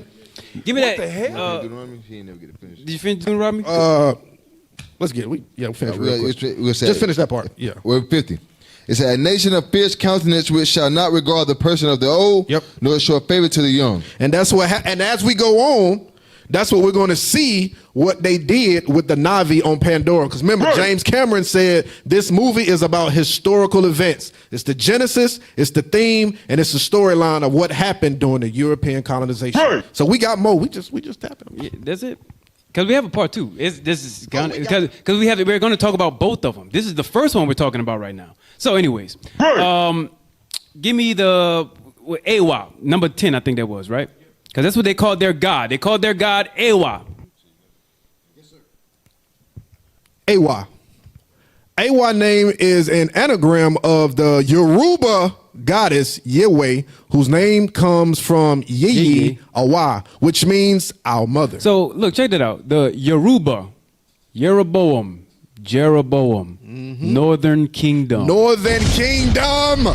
The Awa. That's what it's coming into, right? Okay, so it's a Yoruba. But the part here that we want to focus on is how it has our mother, right? Yep. Because they have a little bit of that other doctrine mixed inside of there. Finish the way it says this meaning ties. Read that. This meaning ties. This meaning ties into Ewe's role as a mother goddess. Go ahead. The theological concept of universal selfhood, of a unified concept of universals. Did I read that again? Yeah, of you said selfhood, of unified- of a unified flow of the universe and natural world is present in Buddhist and Taoist. philosophy. Right, so it's talking about Far Eastern. Yeah, that's Far Eastern. That's what the Chinese be doing. So now, next, number 11. All right, so now this is what Gadite called it. This is what Reuben and all of them, this is what they called it the Great Spirit, right? Okay, we get into it. Come on. Yes, the Great Spirit is sometimes perceived as a woman in indigenous culture. Okay, come on. The Great Spirit as both male and female. So they use it interchangeably. Go ahead. The Great Spirit as the Earth Mother. Or did you want me to read it? Let me see. Go up a little bit. Let me see. The Great Spirit is sometimes No, said- you yeah. can go down. Yeah. The Great Spirit as the Earth Mother. So Mother Earth, they had that go down. The Great Spirit as a woman in stories. Read that real quick. That one. Read that The one. Great Spirit may appear as a woman in stories, such as when a woman appears from the sky to give the Shawnee, Sauk, Fox, and other people's maize, beans, and tobacco. Okay, so it's like, oh, they blessed us with goods, crops, and other things, and food, and clothing, because you have fox and so on and so forth. All of those are Anyways. Gadite tribes. That's Right. The Great Spirit. You wanna keep going? The beans, the tobacco, because the other part, go back up. Because they called that Great Spirit also with Mother Earth, and they trusted in that. Like those tribes, you see Shawnee, Sauk, Fox, and it said Other the people's maize. Yeah. They had trusted in these gods, and it was plural. They trusted in these gods to be able to give them the food that they wanted, the crops that they grew, and clothing on their back, and they wound up asking the Great Spirit for these things. They had tribes that looked at them specifically. But go ahead. Absolutely. The Great Spirit as the Great Mystery. Now, don't let that run over your head because I was in about to say that. Avatar- Thank you, officer. Yes. Because I just said it. Don't let that run over your head. In Yeah. Avatar, they had different tribes that they had to call on, Yep. and they each called God somewhat different in their tongue. Yep. So go ahead. The Great Spirit as the Great That's a Mystery. great mystery. Go ahead. The Great Spirit is a supreme being, God, or spiritual force that is called by different names in different indigenous cultures. Okay. For example, the Great Spirit is known as Wakantanka by the Sioux and the Gitchi, Manatu by the Algonquin. It's something else. Algonquin. Algonquin. Yeah. So the notice it says by Allegoria. the soul, right? That was one of the ones when we saw the image of the boy and his sister and whatnot that was already conquered. Correct. In the boarding school being taught by Henry Pratt and them other ones over there. Right? Okay, good. What you had? Just to add to different, there's a called tribes and then so-called Native Americans. The Lakota, they also believe in like nature. like Mother Nature, as far as like they are looking to water, they're looking to their cattle, they look into their air and Get stuff number like 12. eagle and stuff like that. They'll use whatever they're around them to either fight back or to eat or whatever. That's what the Lakota do. So each tribe has a way to use those for an example. Right. Matter of fact, to your point, number 12. Number Now, 12. This is what we just had. Wakantanka, right? Go ahead. Wakantanka is a Lakota term. See, look, right into it. See? I had you, baby. I had you. I had you. As a Lakota term that refers to the divine or sacred and is usually translated as great spirit or great mystery. Right. Go down. Now, this was talking about great spirit or great mystery, right? Now, watch this. Get the highlighted portions. Because they had the Algonquin and so on, the different tribes, but let's hit these highlighted points. Get it. The sky. So the sky was one of them, right? Go ahead. The dark matter. The sun and moon. They had Mother Earth. Mother Earth. Okay. Rock. Wakantanka is also Indian and or rock. Read that. In Lakota language prayers, the phrase Tonk Kasilla is often used, which translates to great father, great spirit. You had something? Lakota was the main ones that did that sound that like we heard in the beginning, that the instrumental. They was the ones that do that kind of stuff, that hollering and stuff like that. That was the main one because they used to call out, well, allegedly, as they say, the great spirit. But they the main ones that does that. When danger happen, they'll call out, or they know it's different sounds they make for different points of they depends on what level of defense or whatever they're doing. Dealing with. Right. Now let's get number 13. Have more about this because a lot of when you look at the movie, a lot of the stuff that they relied on when they always say AOG, the great. They didn't say great spirit much, but they always say AOG. We have to go pray to AOG. We have to make sure we this and that. They went to connect with the tree with their hair and so on and so forth, or AOG's inside of the beasts and so on. And we just read a lot of that, right? So you have to kind of get the understanding that the correlation, what we're doing here. There you go. The correlation between what Avatar was doing and what the native Indians, Gad, Reuben, and them were doing. That's the correlation. So now here goes another one. Come on. Yeah, so what they call AWA in Pandora, the Native Americans or Gad, they called it Wakataka or the Great Spirit. The Great Spirit. It's the same thing. Remember, James Karen said he had to get the genesis of it and get the themes so to make it correlate. Matter of fact, you notice it said the Yoruba, they also had another term. Now, Yahweh is another one, right? Yes, I couldn't find it. But you also have Yeye. Yeah. But that also you find inside the language Swahili. Like a lot of things that you start off with saying, you say Yeye or Wewe. There are a lot of things that they start off with talking goes into that. So that's another part of it too, and that's over there in Africa. Watch this. What is the Great Spirit? Come on. While some Native Americans have come to consider the Great Spirit and the Abrahamic God to be one and the same. Interesting. And even a result of European colonization. So, well, no, go ahead. I ain't gonna go ahead. Go ahead. For others, there has always been a belief in a great mystery and force in and amongst everything in the universe. Right. Okay. So the reason why I brought this out is because it said the Great Spirit and the Abrahamic God. In the screenshot before, it said the Great Mystery or the Great Spirit is known in Kalisa as the Great Father. Ain't that interesting? Very interesting. Then we just have a book that. Well, anyways, go ahead. Get that one and zoom into the tribes and what they call them. Yep. Get that. Here we go. Many tribes have different names for the Great Spirit. For example, that's what we just went through. That's what we're talking about. Wakataka, the Sioux Great Spirit. I think that's how you say it. I know that OUX is. Soix.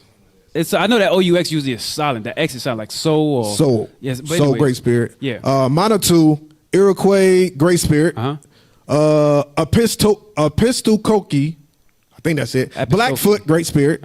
Mahio, Cayenne Great Spirit. Tirawa Atuas. You're doing your best. Go ahead. Panis Great Spirit. Yeah, Pawnee. Here it go, the bottom.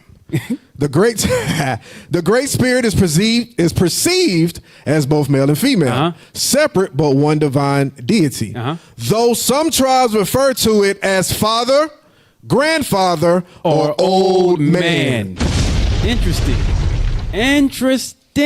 So the Wakataka or Irwe, what the movies try to perceive it as a mother, is really perceived as the father. Okay. Okay. I think we get somewhere else. I think we might be. Let's see here.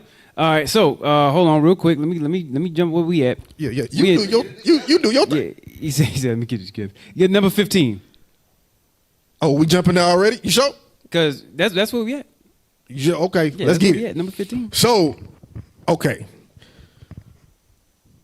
The reason why I brought this up is because we're doing a correlation that the movie Avatar is synonymous with the tribe of Gad, right? Okay. So now we're getting a lot of correlations. We got people coming over here trying to taking them away from their land, genocide and all of that stuff, right? Right.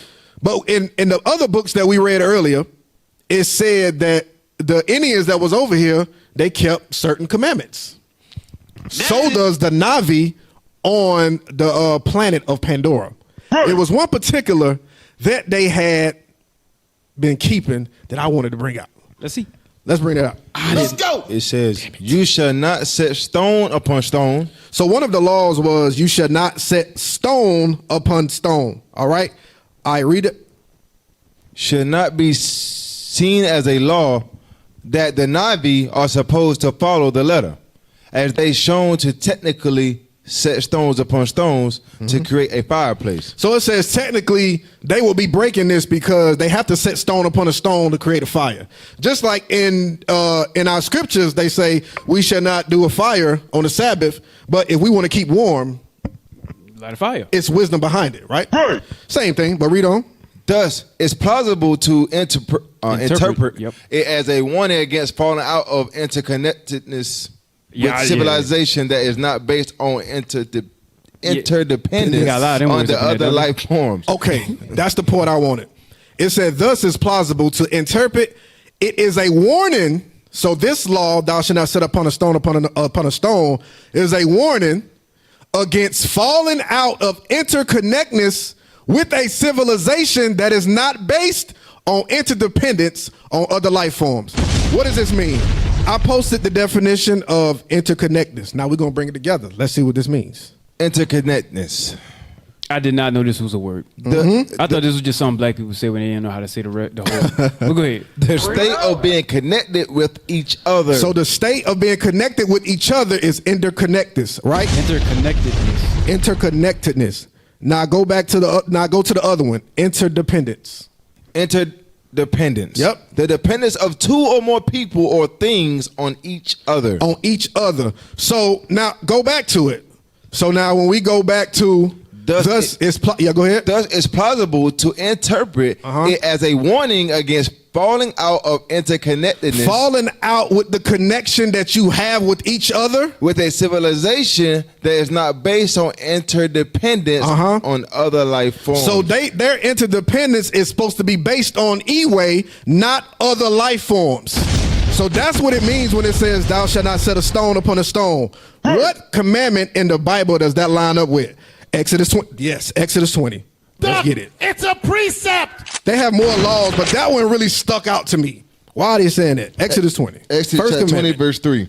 Thou shalt have no other gods before me. Boom. Where's the bomb? So when this says, thou shalt not have no other gods before me, that is synonymous with the Iwe saying you shall have no other interconnectedness or interdependence on another life form but Iwe. That's it. That's the same thing. That's it. Same thing. That's why it says that they may over there keep the law that they didn't keep in their own land. In their own land. That's why the Navi was in Pandora. So I just thought that law was very interesting. And that's the first law of the Iwe when they break down their laws when you look it up. That's the first law. And in the Bible, the first one of the 10 is, thou shalt not have no other gods before me. Right. It lines up. Hey, And we still on the blueprint. Huh? hey, check this out. I'm about to mess y'all up now. We still mess us up. Yeah, we still on the blueprint. He said, I'm about to mess y'all up. Now, check this out. Here's a banger. Go to number 16. Now, 16 has 3, right? So just pay attention. Go to number 16, the first image of number 16. All right, so now, this is called the Columbia Encyclopedia in one volume. This is a big AWS book. A lot of good stuff in there, though. A lot of good stuff. Watch this. Give me the next image in number 16. I know it's a big book. It's saying 1 volume. Yeah. So it's more. So now, y'all remember last year, the Osage Indians, Killer of the Flower Moon? Yes. The ones with the oil? Y'all remember that? Let's read about this. Come on, watch this. Osage Indians, North American tribe of the Siouan linguistic stock. So you notice we keep on reading about specific. Anyway, go ahead. The name Osage is a French corruption of Wazhazi. Wazhazi something like that. or Wusa. No, I'm playing. Wasa. Their own Forgive name. us if y'all looking Osage Indians. If y'all we're actually trying, but we don't. So just have mercy. I had on to do us. it here. Their own name for themselves. They are one of the so-called I don't know. Diajiha group, which includes also the Omaha, Kansas, Kusapa, Quapaw, and Ponca Indians. Right. And they probably migrated from the Ohio Valley to Next. They probably migrated from the Ohio Valley To the vicinity.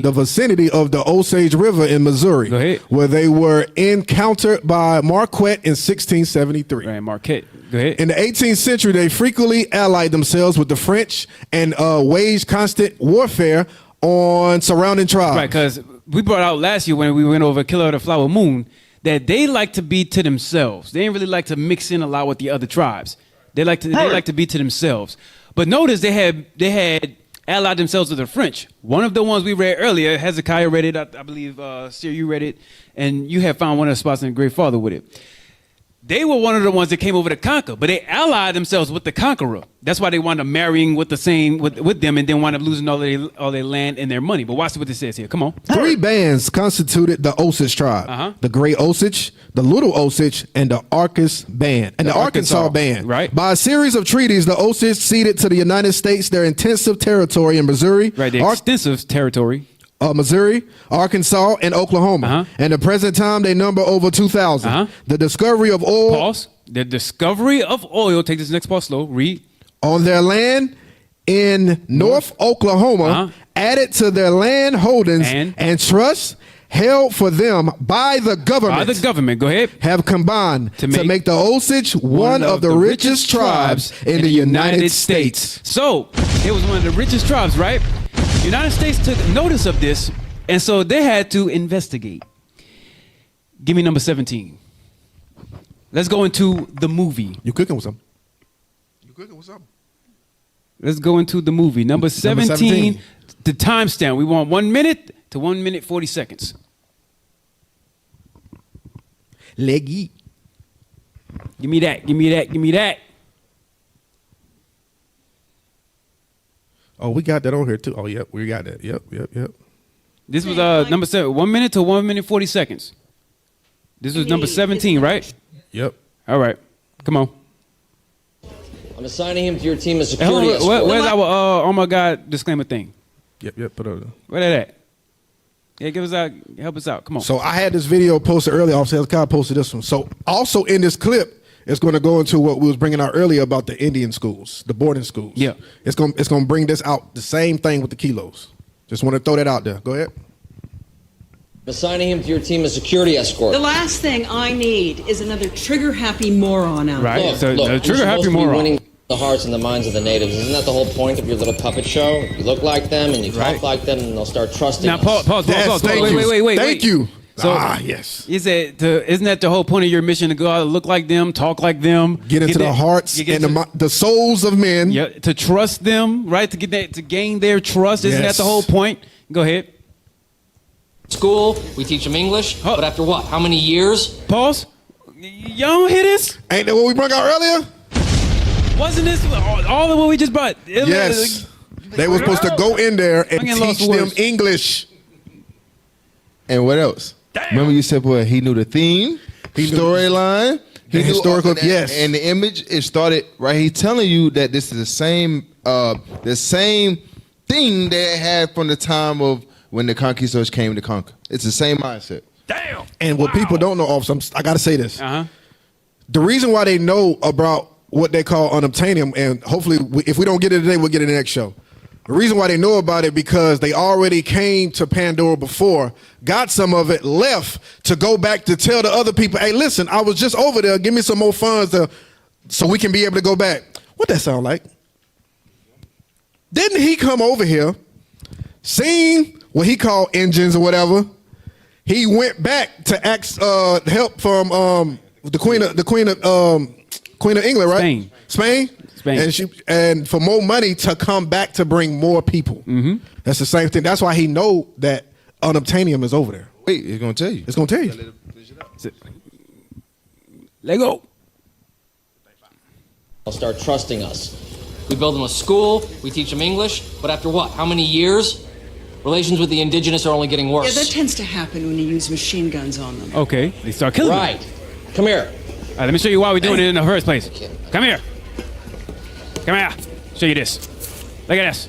This is why we're here. Okay. Unobtainium. Unobtainium. Because this little gray rock sells for $20 million a kilo. Pause. That's the only reason. He said that's the only reason we're here. Now, go ahead. You had something? You sure?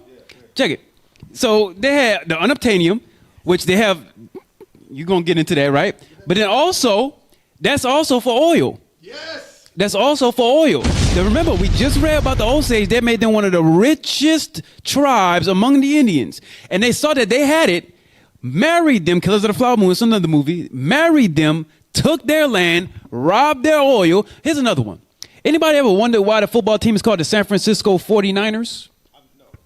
No. Anybody never wondered that? No. Because there was a gold rush in 1849, and then they wound up seeing that they had the gold all within the Indian tribe's land, went in there, robbed that gold, and then they was like, you know what, how we can pay honest to this gold that we got? Our football team put a stadium where we had mined this gold before. Hey, bro. 49ers. Oh, now, hell no. Hey, make that a clip. Man. What? Yeah. Look it up. What? Hey, fact check me. Go ahead. 49ers. Look it up. That's a clip. Make that a clip. Make that a clip. Y'all hear us back there. Look it up. Go ahead. 49ers. You want to look it up now? Or you want to keep playing? That's really it. But notice with The Rock though, he had to show her because she didn't know what she just there doing her part. Then the whole time he showed her like this is why we really here. You do your job, I do mine. You know what I'm saying? So that's what they always do. They had a where is it? Give me Psalms real quick. Come on now. Where he says in his heart. I mean that Psalms. Hit me out. Let me see. Psalms. Which one? 55.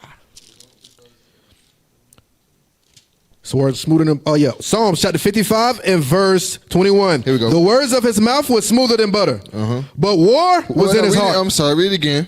The words of his mouth was smoother than butter. Hey, that set up school was get into their mindset. That's the smoother with his word. Go ahead. But war was in his heart. Well, war was in his heart. What was this main objective? We need this little rock.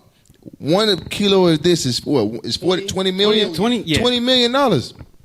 I'm trying to get this bread. I'm trying to get this money. You know what's crazy? Wait. Now I'm gonna jump the gun a little bit. Y'all seen the second one, right? Y'all seen the second Avatar?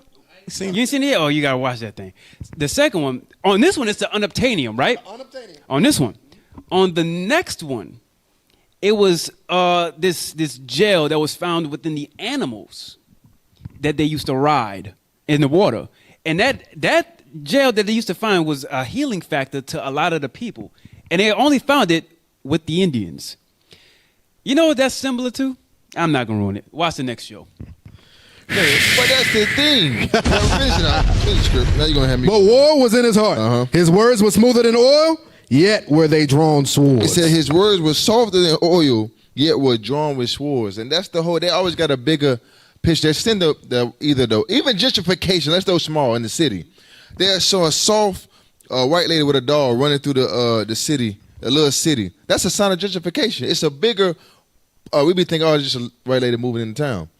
No, that's a sign of a bigger problem. You about to get gentrified and move all y'all out the way. Yep. You understand? That's the same thing here. You gotta say something? Hey, y'all got that thing? I do want to show it real quick. Y'all have that thing with the 49ers? Give me that. Hey, I like that also. That was a clip right there.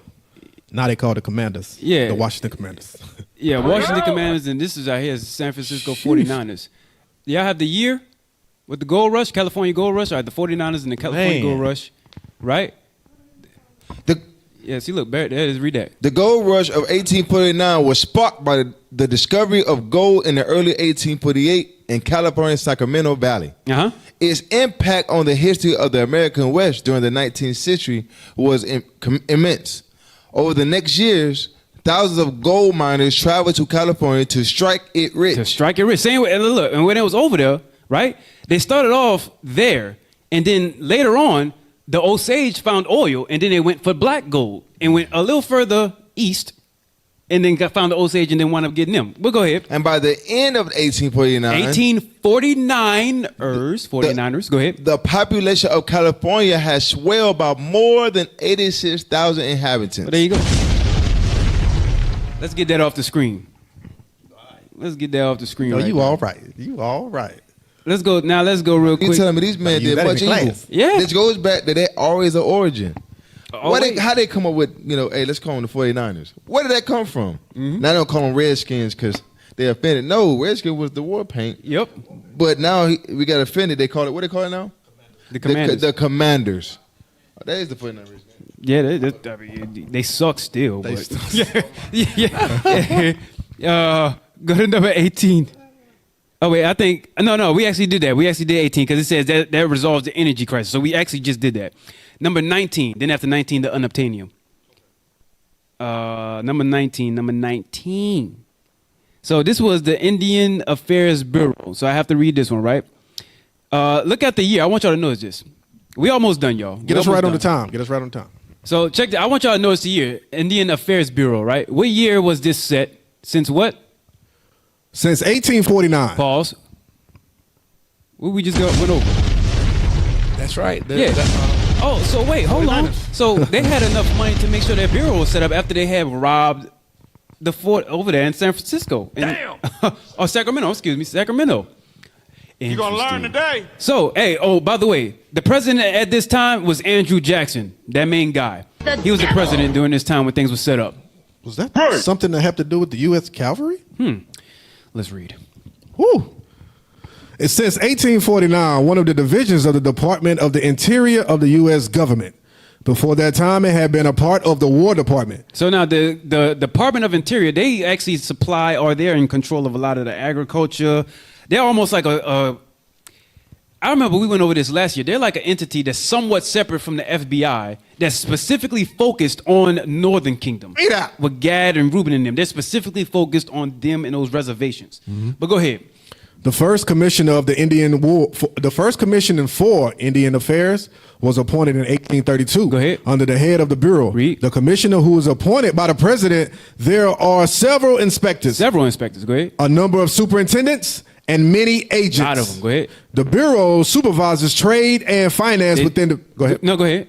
The Bureau supervises trade and finance within the various tribes, and also superintends the intertribal relations. So that means they make sure that they're the median between them getting together. So whenever they want to either get together, they have finances or whatever the case is, the Indian Affairs Bureau makes sure that they have no way of reconnecting to gather together. They're the middleman between all of the tribes, all of the Indians that's on reservations. They're the middleman. So Them guys. that sound like powwows today.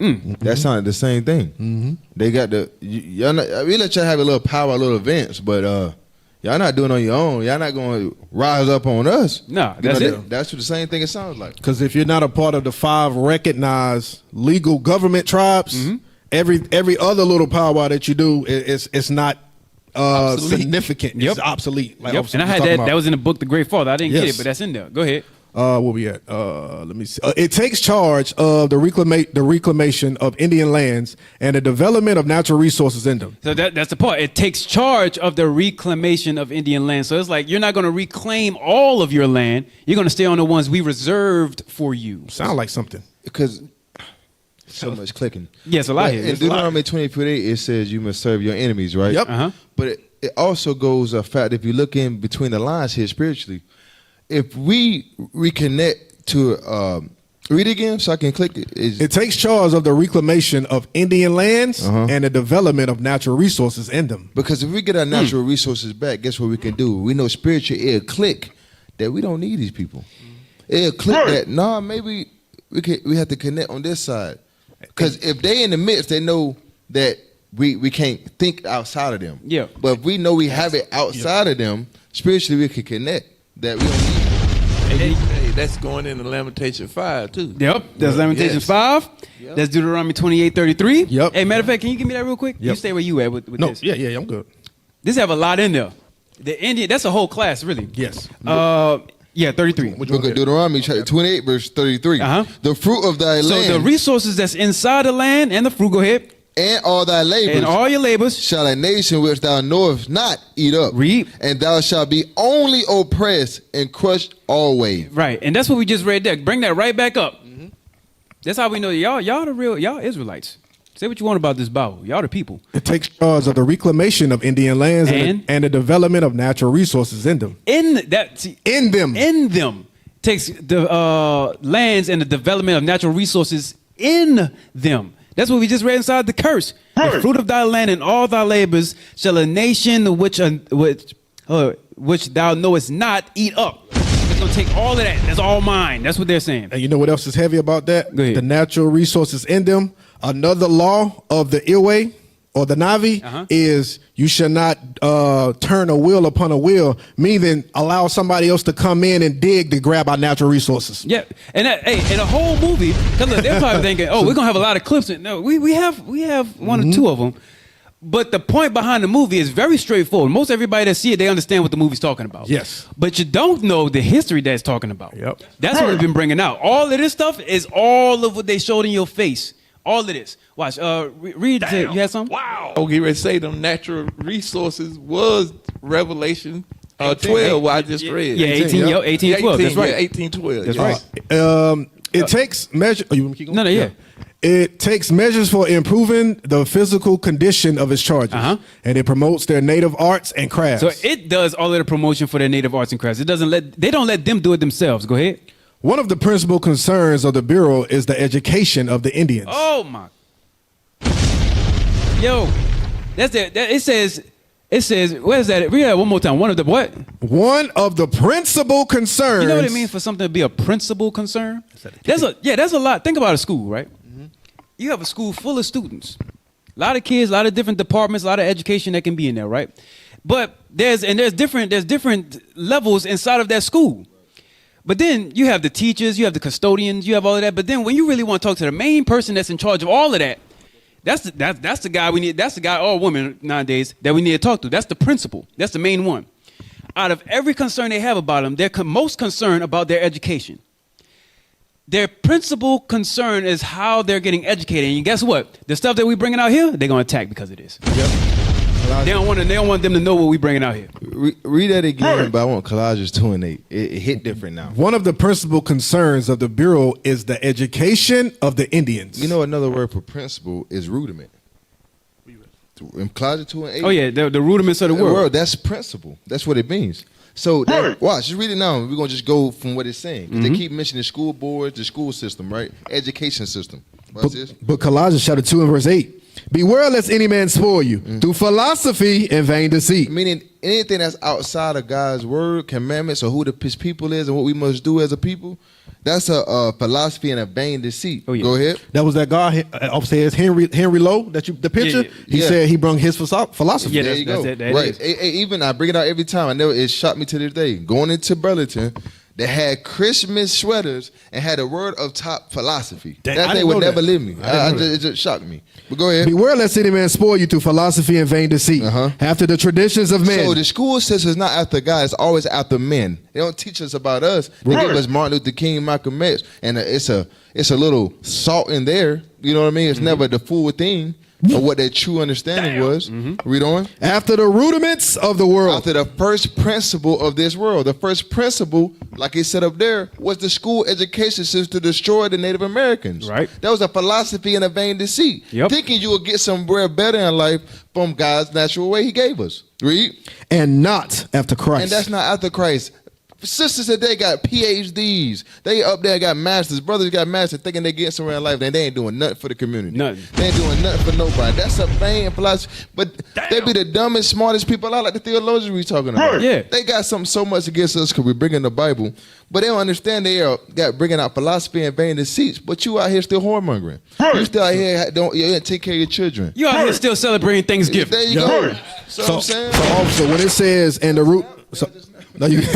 So also when it says in the rudiments of the world and not after Christ, in the movie Pandora, after the rudiments, I mean, in the movie Avatar, in the rudiments of the white man, the colonizer, and not after Iwe. Yeah. In other words, Yes. in the rudiments after the colonizer and not after Iwe. Oh yeah.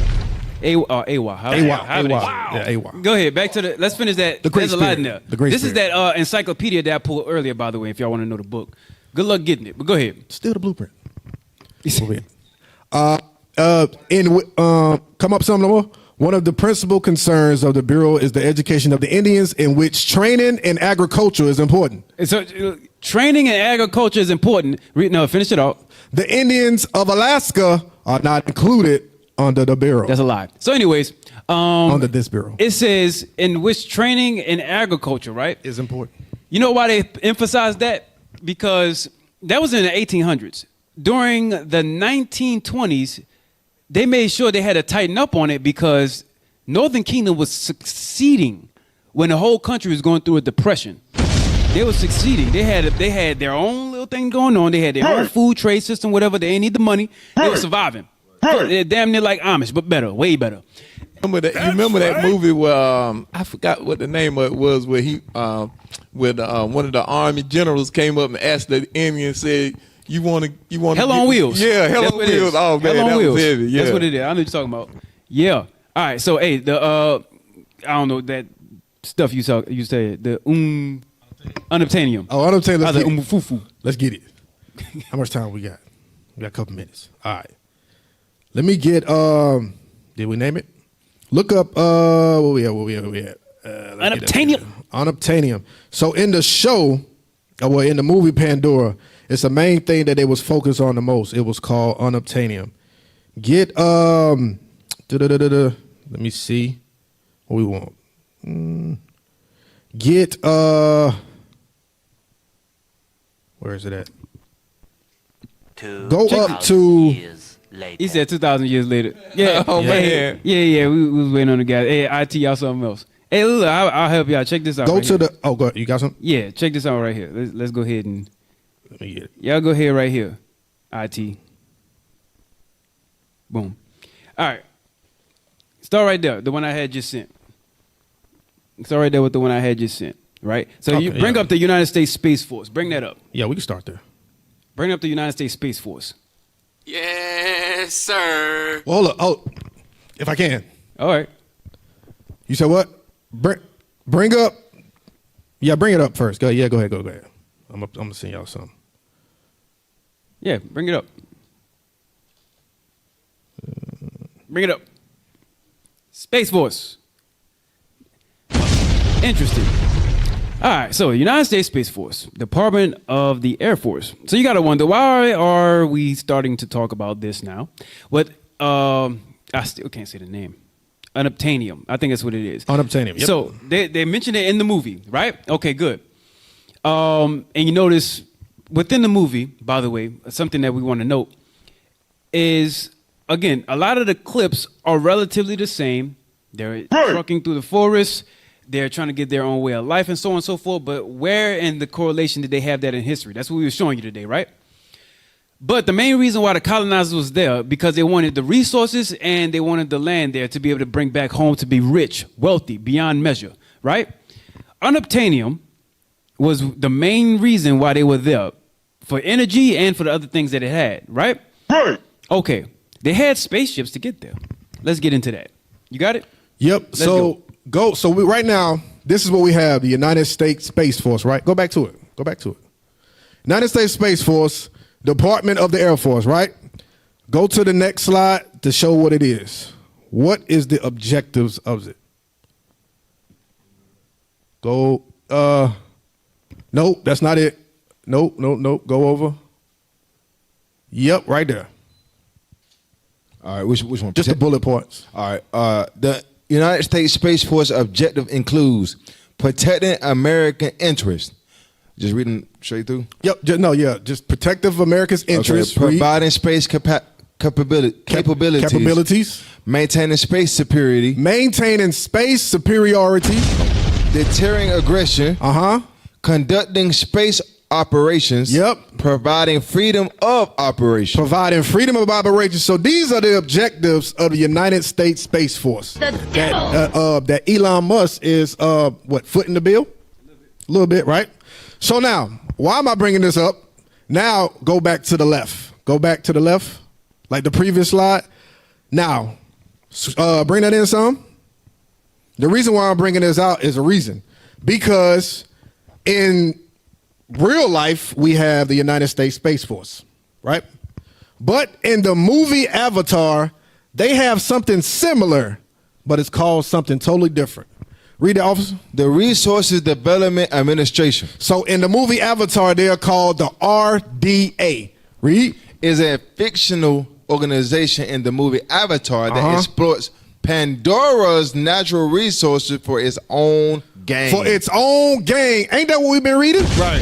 That's what we've been reading, which is what the colonizers did to the Native American Indians. Right. So what they call the United States Space Force in Avatar, they call it the RDA. Right. Let's see the bullet points. Let's see what they do. Extracting resources. Ain't that what they was doing? Right. With the Gadites. Read. Disrupting locations. The same thing they was doing in the movie Avatar is the same thing they was doing to Gad. Let me read in there. It said the RDA uses technologies like drilling and dredging to disrupt the location where they extract resources. What we just reading that, Officer Job? Go ahead, bring it out here. Yeah, they did it also in the movie when they finally wanted to knock over that tree full of the home tree. The home tree, they knocked it off and drilled it through and knocked it over. That's the same thing. That's the same thing. Read. Military action. The military action that the RDA used in the movie Avatar is the same action that the U.S. cavalry used against the Gadites. Right. Read. Colony on Pandora. They tried to colonize Pandora just like America. Right.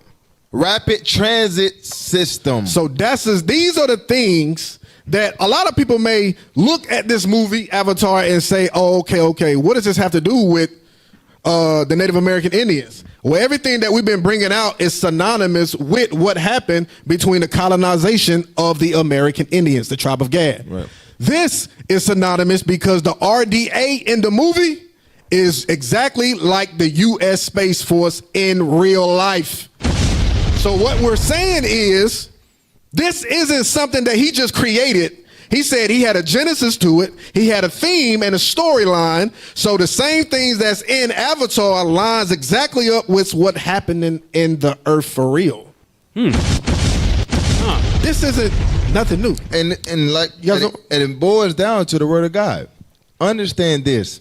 The Bible can't be the book of life and be this and all because we're still living. So the book of life, meaning it still plays a big factor in this life because it is the book of life. So when you see a lot of these movies and little trick bags we think it's fire, just know it came from the Bible. That's right. You know what I'm saying? Yep, I'm almost done. I'm making it quick. Go to the next one. Go to the next one. Go to the next one. No, go back down. Yep, go to the one that say plot. Hey, and when y'all doing this, and we almost with y'all done. We almost done with y'all. But check this out. The same way how they had in Black Panther with vibranium. Yeah. The same way how they had that. They had grabbed that idea from iridium that's in Haiti. Yes. And they use iridium. Y'all can fact check me on it. They use iridium for satellites. They use that metal to make, they have special metal to make satellites. All right? So y'all can go ahead and fact check me on it. Look that up. But go ahead, get the next thing. You notice how it correlates with so-called Native American blacks. I want y'all to understand that we are the same people as well. We are. It correlates. Everything that happened to the Native Americans soon happened to the blacks right after. It correlates. I'm telling you, we are the same people. How you think we just click once we get around each other? We got the same issues. You know, we'll go ahead. You found it? Yep, plot. Somebody read that for me. All right, plot. In 2154, Earth suffers from resource exhaustion and ecological collapse. The Resources Development Administration, the RDA, mines their valuable mineral unobtainium on Pandora. So that's what we was going into earlier when it talks about they going in there to see natural resources, right? So it's a valuable mineral on Pandora called unobtainium. Unobtainium is a name that they gave it to say these are elements of the earth that we can't fully explain and we can't obtain the fullness of it. We only got a little piece of it Because it's very unattained to get. because it's unobtainable. Yeah, that's what it's called. I'm gonna show. That's It's what I crazy. called it. That's what I mean. It makes sense. And we're gonna show you that the reason why Esau. I'm about to get it because I got a couple minutes. I'm about to show you. Read that. Unobtainium. A lush. Tell me that part. Yeah. A lush, a habitable moon orbiting a gas giant in the Alpha Centauri star system. So what this is saying is the planet Pandora is actually a star. That goes back to Job 26. That goes by the other things. So when it's go ahead, read off. I'm gonna say something a little different that I know everybody ain't hip to. You see how it says a gas giant in the Alpha Centauri star system? That same thing. They have this game out there called Starfield. And inside of that game, they have 1,000 planets with like 100 different star systems. And Alpha Centauri is the main place where the humans resided at. And they had war inside of that star system that the humans fell. But anyways, go ahead. So, yep. So, and read the next part. Pandora. To Pandora, whose atmosphere inhospitable to humans So Pandora is inhospitable to humans. and inhabited by the Navi, 10-foot tall, 3.0 meter, blue-skinned sapient humanoids that live in harmony with nature. So the reason why I wanted to bring that part out is we're gonna bring this out in part 2 that Pandora is inhospitable to humans. Just like in the scriptures, you can't go to the kingdom or you can't even get into the charity in the chariot with flesh. You got to be in a spiritual form to even get there. That Revelation 4. You want to get it right quick? Revelation 4. Revelations 4. Just to prove that point, so you won't think he's crazy. It's in the scriptures. Revelation 4:1. Revelation chapter 4 verse 1. This is John. After this I looked, and behold, a door was open in heaven. And the first voice which I heard was as it were a trumpet talking with me, which said, "Come up hither, and I will show thee things which must be hereafter." Come on. And immediately, I was in the spirit. So you can't go up there in flesh, man. You can't go out there in no carnal flesh. Right. You got to be in the spirit. Read on, finish it up. In the spirit, and behold, a throne was set in heaven, and one sat on the throne. That's how you know it. That's how I you got to be in the got spirit. one more. I got one more. Please, I got one more. The reason why I'm bringing out unobtainium, and we'll finish it next. Do the last one. Do the last one. That says the term. So unobtainium, a lot of people like to say it's not real, but it is real. And this is what it is. Read that for me. This last one. Yes, the term. Oh, which one? Is that term? Yes, the term. Oh, engineering term. No. Oh, yes. okay, my bad. Yes. The term unobtainium is used in engineering to describe materials that are difficult to get, but are used in space travel. Used in what? Space travel. So they had to have satanic intervention to deal with them, Satan, in order to get them to realize, okay, how can I put these together to realize how can I abstain myself and survive in space? You got to be dealing with another life form in order to get that. Another deity to get that. So they was directly dealing with Satan in order to understand of how to travel. And one of those things that Satan gave them, what we're going to use the term, was, hey, look, he go a little bit of these molecules. Y'all can call it unobtainium, because this is what's going to get you into space to fulfill prophecy according to Obadiah. That's a little bit. We're going to get more later on, but that's is what the obtainium is for. Just know it's hard to get because of his name. It's called unobtainium. He only gave a little bit. Unobtainable. Yeah. That's how you know the periodic table is not finished. It's incomplete. Right. That's another topic. So, hey, we dropped a lot on you. So, you go ahead and meditate on that. All praise. That was an excellent show. Fire, fire, fire, fire, fire. So, yeah, round of applause. Oh, yeah, IT, thank you. Hey, so, anyways. Right, a round of applause. Oh, you did a good job. Hey, we ain't do nothing. Hey, see that part? I want everybody to know you're embarrassed me. Don't cut that part out. Yeah, don't cut that part out. And I want to review it. So, check it out. We have more coming up, so we're definitely going to finish this because this is only part 1, right? This whole month we're dealing with Gad primarily, more or less, right?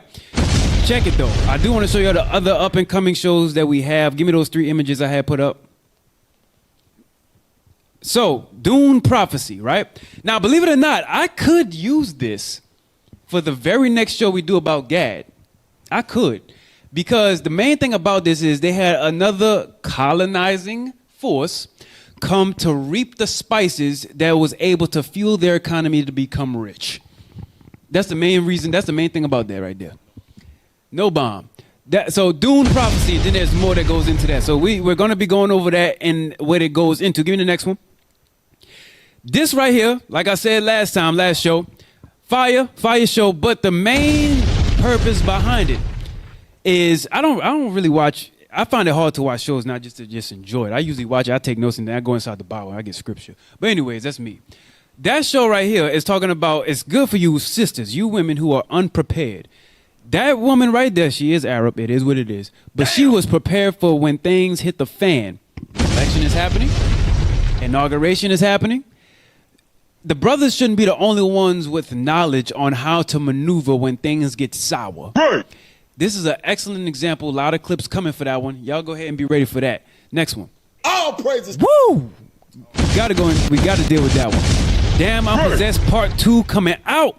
That was a good show right there. That's right. I know you want to be on that one. Hey, Damn, I'm Possessed Part 2 coming out. We're gonna review this movie right here. We're letting it settle. We're letting enough of y'all catch it, watch it first. But we definitely gonna go and watch that. We definitely gonna go and get it in. Right. Yeah, part one went in there. Oh, by the way, I didn't forget y'all. Cartoon Conspiracies Part 2 is coming out also. We got you. So, because I know a lot of people had right in the childhood. Like that one. Right in the childhood. Yeah. Hey, all praise. That's been our yeah, that was our show, man. I'm Officer Abraham to my right. Officer Hezekiah. Left. Officer Sear. Far right. Officer Joe. Finally back. Hey, all praises, man. This right here has been the Armor God radio show. I like how they switched it up late. Thank you, IT. Leave that in. That in, come here.